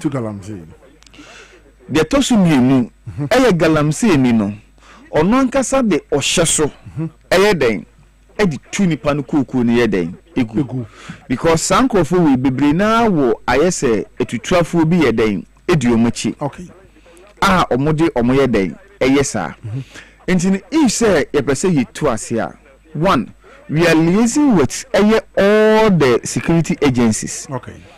All the security agencies, we are liaising with them. Okay. Said the beya or mobile ban because under the act, and as a cocoa board in Brano, cocoa diano, the property of Abine. Okay. And anything belonging to Abine Biano, it needs to be protected. So as a result of that, we are collaborating with all the security agencies, be it the NIB, be it the military, be it the police. Said the beya. The bed it be to us because I quite remember about a week and some days I had briefing from a joint military team. Yes. So as I said, ye dealing with smuggling and what have you. And see a bunny say now ubehunu ne say a soldier for no e be two galamsey for no so sa a wo essay infudie no. And number 2 cocoa cleaning no. We will continue to educate them. There be more education as to say cocoa na isi hono.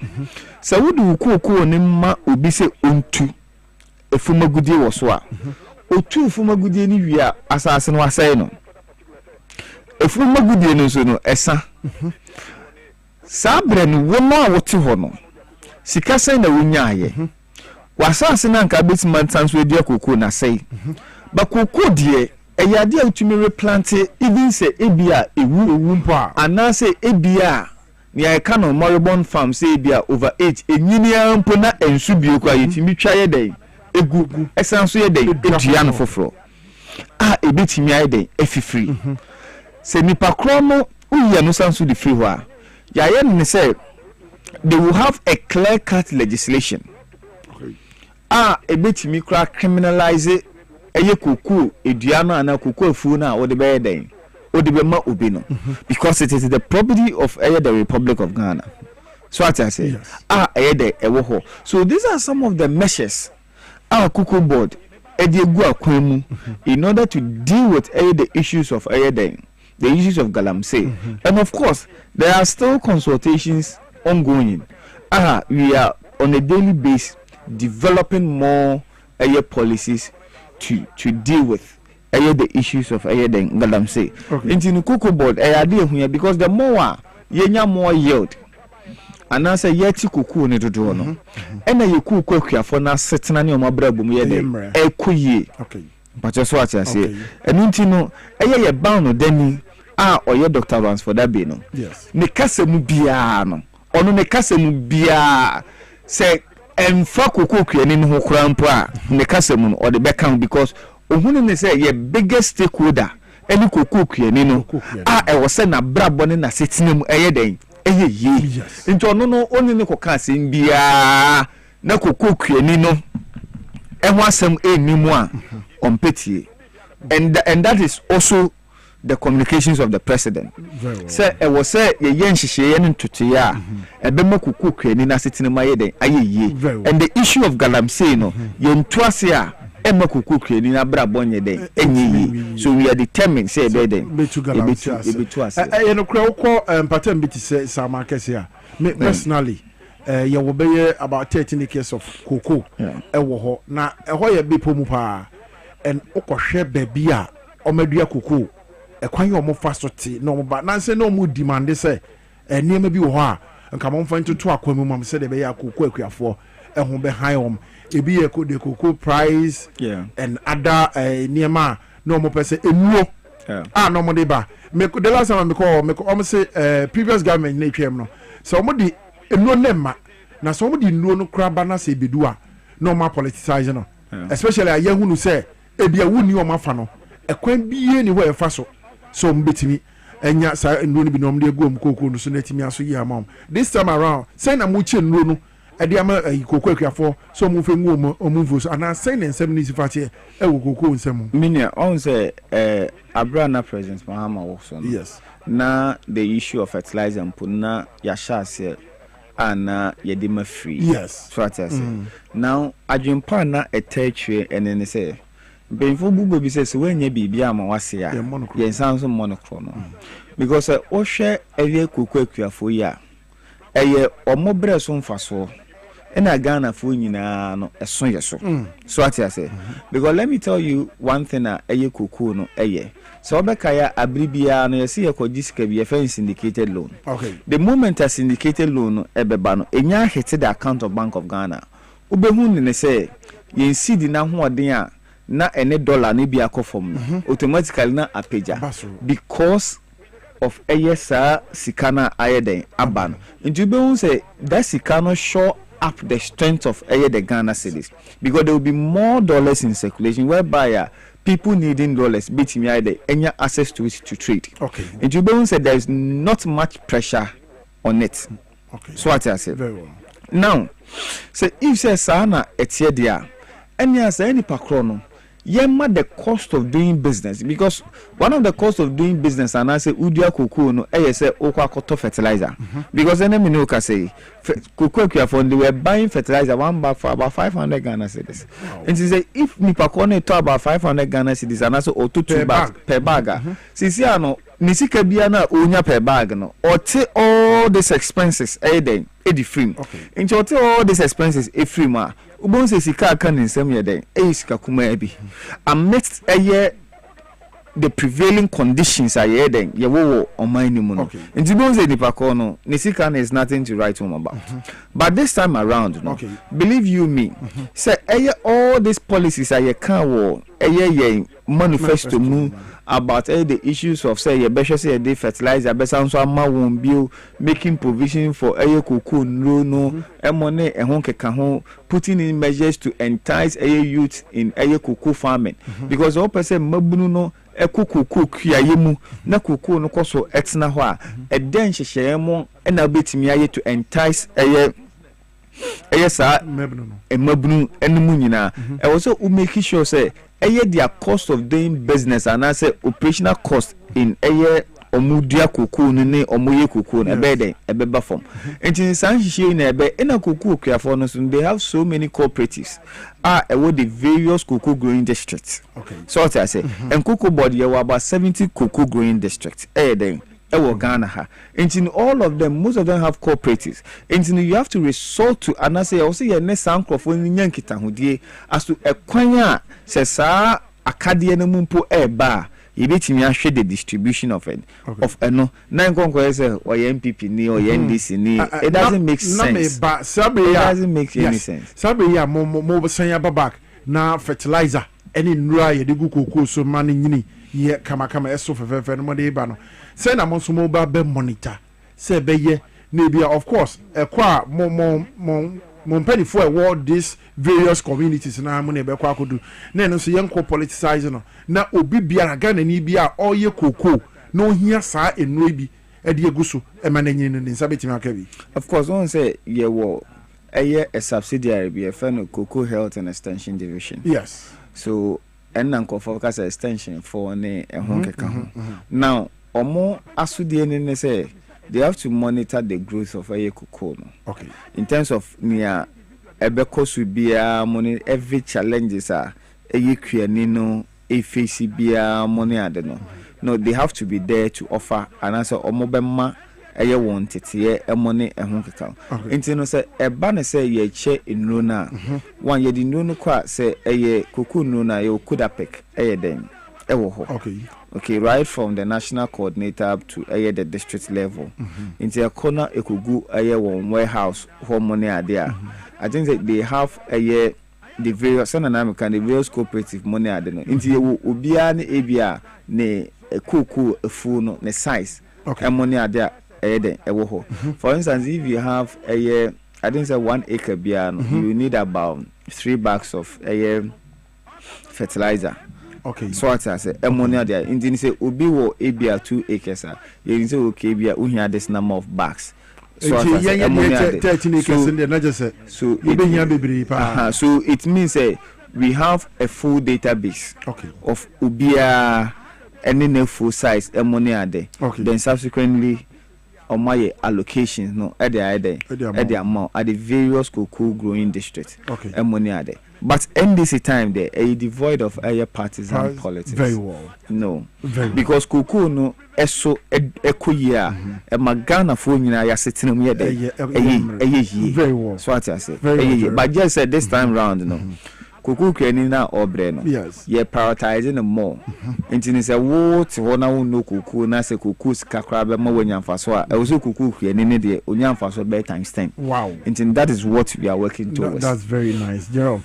Okay, you moving young Koma, you go to the end. So, Honorable Minister for Energy, John Jinapo, Nancy Yano, the Betuja, say containers be a ECG 4D.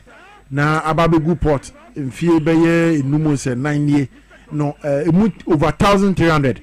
Ira make a woman dika omakum akoko containers be 40 and in the Nimuho. Our companies be a woman say ye China for any China your friends India for be now oma ya arrest nipa 14 your friend is saying nipa 14 the mu 11 and rana yes from side deputy attorney general ekasano or see emu 11 China for emu 14 your friend is saying Ghana for sa containers ya ire Sam uso saying Minia, a very pathetic. A idea, a sifimi pan say, Sir Osha on Maya ye chitre.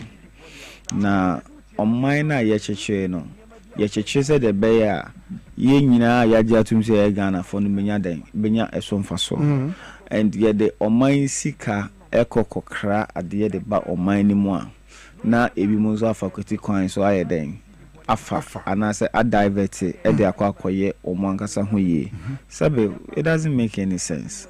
So what I say, it doesn't make any sense. It is sometimes me and me beside who say containers about 1,300. And you know, like I was a weird bay for and son waiting me. I engage in that because we movie be a Michelle. Ana Uya ni master sika. Yes. Uya na ni master ni bechi no hwe ni master ni do say a dose you understand? Yeah. Because say when you consider this, if you consider na nipa oba wo I mean, your conscience. Yes. How would you be able to do this? The deputy CEO, the man ECG, Mr. Dubik Mahama. And yet, no, deputy CEO, no, managing director. Managing director, yes. Or say, Nebresono, no side Jumadiani Koso, now or no ya say, or best stop is Sadiano, no moon jai. Now, every movie say, Adena Sabri, and all Casas and the Achegana for. You see, no customer, sometimes a woman in a cell. Sometimes, oh, a bem one. I think say you swear an oath of secrecy. So want to mean kind of cry. And yes, want to mean kind of cry. Okay. So what I say? Yes. And they have channels of communication. Kwa be first wa obeka eye insimbi. Okay. Now, because it's a ujane nyamia oyede oshanase. So what I say? And there's nothing eye hidden na enye den impie. Because organization now oye ejuma wo mu no. Yes. You should never assume say obia no be ya adwene. And as obi ye din because of the behavior we want or no wo ya adwene, you might think say o cooperate but na ade na wo ye no o ka e de kire amanfofo. So what I say? So you don't assume one day say me ye bibia e be kukuo mu den kukuo mu nsam. Yes. Enunti enye me wan say ebia na a part of the reasons why intia or can say mint me den ent na go bio. So what I say? Yes. I don't know, but I'm only being tentative about it. Okay. So what I say? Okay. Because osha sa krono bowe ene sa eye nipa bonefo se ma akoso ya. Maybe you know how to describe this whole thing because I abomi pusa like odwene ho a ensisi so say ebeside no nipa pa atumi ayeden aye edisa eye boni way and you see it's a high time I was a PBB catch China for no as a country as a country about any illegal activities because unim Ghana ni e money trimu dampo say okobro ni kromu a efin kekempo no obetu bibia eden atu abontin osuro eye hali Ghana for asebe kafro ye tumi na baby na sebe junso de okra tumi junso baby no yeah and you bring a prostrate or the best son who will be nikuru so uncle junso be one say e be dey ye be chino so we try to be law abiding people but sankrofo we wa woni papa no wo kurom na wo ba na say even ye ha no ye yimpa just say or many more moje. So I think it's high time we have to deal ruthlessly and no ya much western and central region with some galamsey na no mguso mo ye ho. So as I say I was a passing be then a catch on and I know that subsequently before we do something about it because any conniver be no China ni very well.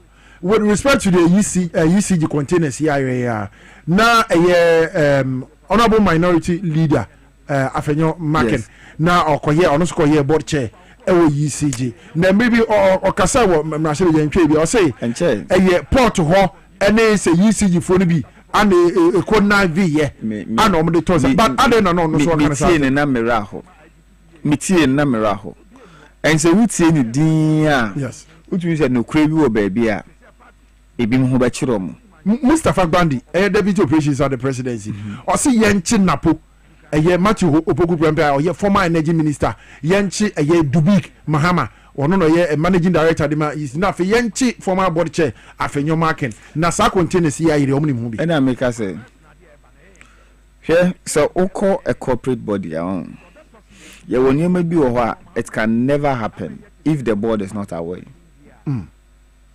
But so it can never happen if the board is not aware. The MD or the chief executive or any limitations. Or any limitations. Okay. Actually say ubetimi ayede akwadru ha. Ubetimi ayede akwadru ha. Untumi nyede endru aha. So any limitations. And the onyema bi wo ho certainly the board will be aware and say ye frɛ eye Ura Afenyo marking for interrogation. It is in the right direction. Okay. It is in the right direction because as a board chair, and I make us say, Uti ne kasa no ne hawa okan no money adea. Uti mu say, do crebi a day. Baby. He will be able to provide answers. He will be able to provide answers. If same paying for 2 inside day. At the friend one. At the friend. So what I say. Okay. And you know. It will not be misplaced if same paying for Tonsa at the Ura Afenyo Marken for interrogation or questioning in respect to a sa ECG containers here aye na container I heard say Bakubia is about $500 million or whatever. Just imagine. And I was just $500,000 or $500 million. Whichever there was dollars. Wow. Whichever there is dollars. Now say $500 million. Now what they times it 1,300. Say they say even $500,000. $500,000. So even $500,000 times 1,300. Me only $500,000. What the bag and I say this man. $500,000. Ebe if you are man. See she scanner. Ebe ya have money na unya. Honestly you have ebe man. $500,000. Hey. Na wasa men akan. Ani ye born ketuwe bi sa na ye tiwani ye hwede him. Jom enno de ya ne nansa na ye nuanu muslimi fo wo modi omo sala kama. Na His Excellency John Dramani Mahama koye. Okasa ni mu no ana ode betu dwa se wo mu a te sei wo masisi dan e de asi ba bia kensuo to a wo se efa na sa be ye nti se nsuo nya to kakra bi pe na ma nsuo na bu ofa so na ewura nkrofo fi no sa be wo mu ba be bubu sa dan ni nyina efi nsuo na kwam sa se mu so msen minia me kinkai tie president wo sa asem no yes asem adru ba bia oman no say ya adwin say ya chichir oman a we can't do the same old things and expect different results. But just what I say. Intino afibian insulto na yiri na fan crying na for baby. Maybe baby am if you western not. Oko dwinase say hwe also consuency dwinase. And no say yanso ya boss abra we bi intino. Insulto a yiri fa yen. Yen show kase da ho bolo a ni esisi containers esi ho esi nchen ni a block ni ayemu basa insuta na yiri faye enti ne nkosi da ben na yankase be hu ne say ye wo mind to build ye wo mind e be dey ye chichire enti ni ye ntumi ante ye ho ase anye sa ne ma we ya of course e do ha beba change is always difficult. Yes, once we bu obi dan a ye be ka so hu nya badaye na adwene money na say but you took kwan na brenu krum ye fa. It is because of discipline and proper planning. It's because of discipline and proper planning.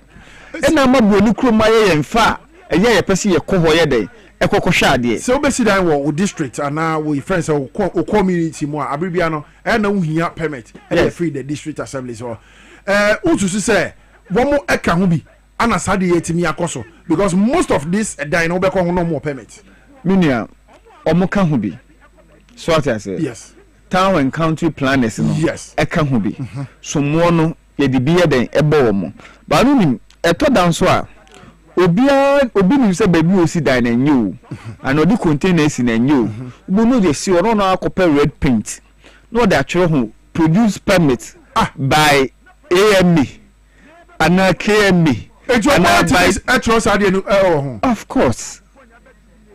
Of course. Not the Sidan and not the edge. Not the edge, ma. Or not in the show. In Juba, say, be a town and county planning official be. Every chumwa. No, say, oh, okay, how come you change plans on for permits in your day? I'm not at that. In Juba, only the plan of the other day. Sidan Navy. Of course, people do it. They do it by themselves. I get red paint on what actually. Yeah. Any brush. Any no more actually. No more the mature produce permit by AM no actual date via day. I shall say. Yes. By this date. Yes. And so baby no sheshe. No more sheshe. No more sheshe. But no more sheshe. So what we need to do and then say the assemblies will have to be very particular about these things. So they have to be very particular. Okwani atwe ho kwampo na bopini won and ask the person say why na atwe time my class of brano then you need to come immediately o permit no way. So I say and before permit produce your building plan because it's your building plan and you be share there I'm a permit no. So what I say and I think that this time round the regional ministers, the district chief executive or municipal or metropolitan chief executives, they have to look out for some of these things. Also, they should be on the town and county planning. They have to be on them. Yes. I was say day. These people are almost your mufie. Ebinim no munim pass a high in your coin. And so Makwa Yewi. This time around, our president person own 2 sana morning, you know. Said the walkano. Ebinim Befele say, my bomb breast me fear we. Ebi grow watching a pension. Ebi a pension on my tia. A quan ben a band before was our Okoye constitution in my own. Okoye constitution in my your compulsory acquisition. Employer then so specifically when you read Article 20 of your constitution, say a buying, and even this one is even in relation to fancy a assassin. Okay. But say we see Dan Crown Pona assassin we see so. Yeah. Engineers assassin here for a year.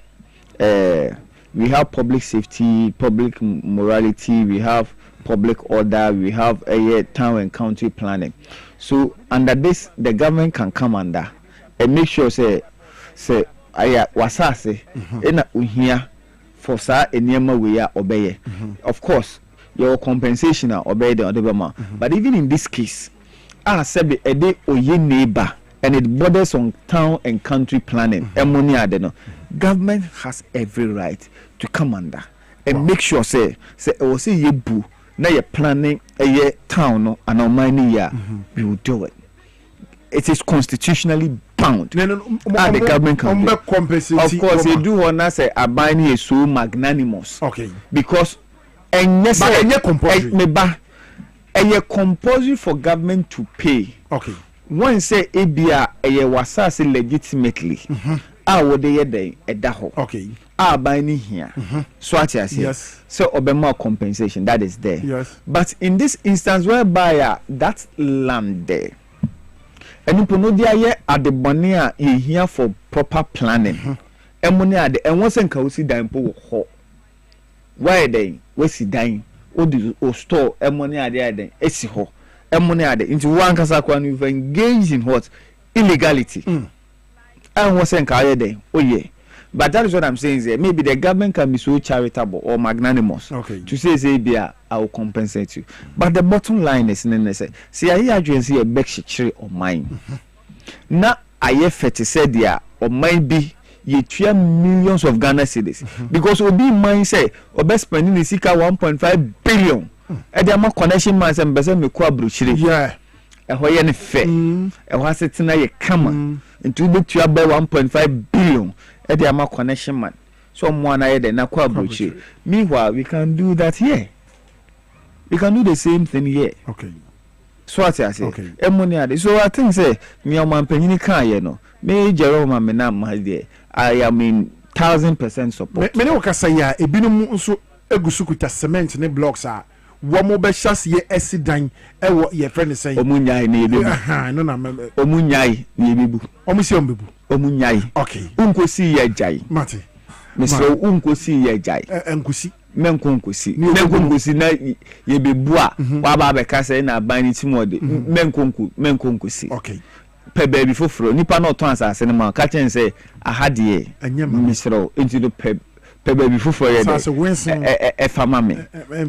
So as because what bre enwenye sika no. Ukukosisi baby anyi sisi ne yebu a. You've lost. One or lose. You've lost. You better compensate you. If you want to do, of course. Mate. We say Sam Jerome, head of public affairs at the Cocoa Board. Or no, assign your Western North, regional communications officer at the NDC. Amanyo Kono. Or no, ne. Yan with you, many and the Tennessee. Dwabo Ase or man national Sam, that's a bit river.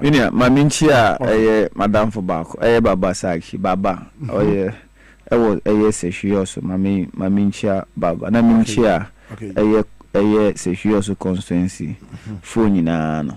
Yamia Doma and me Permuno. We also come down and appreciate them. Very well. Na Yamomate, and Yamabiase. Okay. Martin Sam Jerome, Sedika, head of public affairs, Demako Cool Board, a Western North Regional Communications Officer. Edema NDC Amanyo Kono. Abusha Brasso, see the Jumedi Nina BBC. Nemom happy birthday in Koma Maxwell Agbesi at Pentecost Church, Manager, Anna War. from his friends Jemima, Nathan, Otele, and the whole squad. I'm going to say Maxwell Agbesi, a very wonderful happy birthday going out to you. And Maxwell Agbesi. Okay, happy birthday to the CEO of Ghana Enterprise Agency, Margaret Ansei Mago. Long life, Madam. Happy birthday to you, Mago, champion woman. Or you very nice woman, pa. Just a very hard pa. Wabwa now on my Ghana so fun and time up a bit. I had a mama crying. Na fe ye de enen so Dwabo Ase dwumadi no ni nyina aba na wie ye e wo ye Power FM ene afi TV SYZ mini nua ye PSA okra ana tena dwumadi so e de ma ye Kwame Menka cameraman e wa ha ye Elvis ene Wuli na ne omta machi Desmond ene me champion ye we oshaha which means omiemi amfidie no mfuru nyina Emmanuel Owusu Mr ene Emmanuel Opoku ana ye me producers no mo hye dwumadi nyina na me tra na me de ba so MCR Ralph Bula ana fe Peter Nyankopon hye amempre da me din de enke Obrempong ochina ye be sen hye okasa fidie so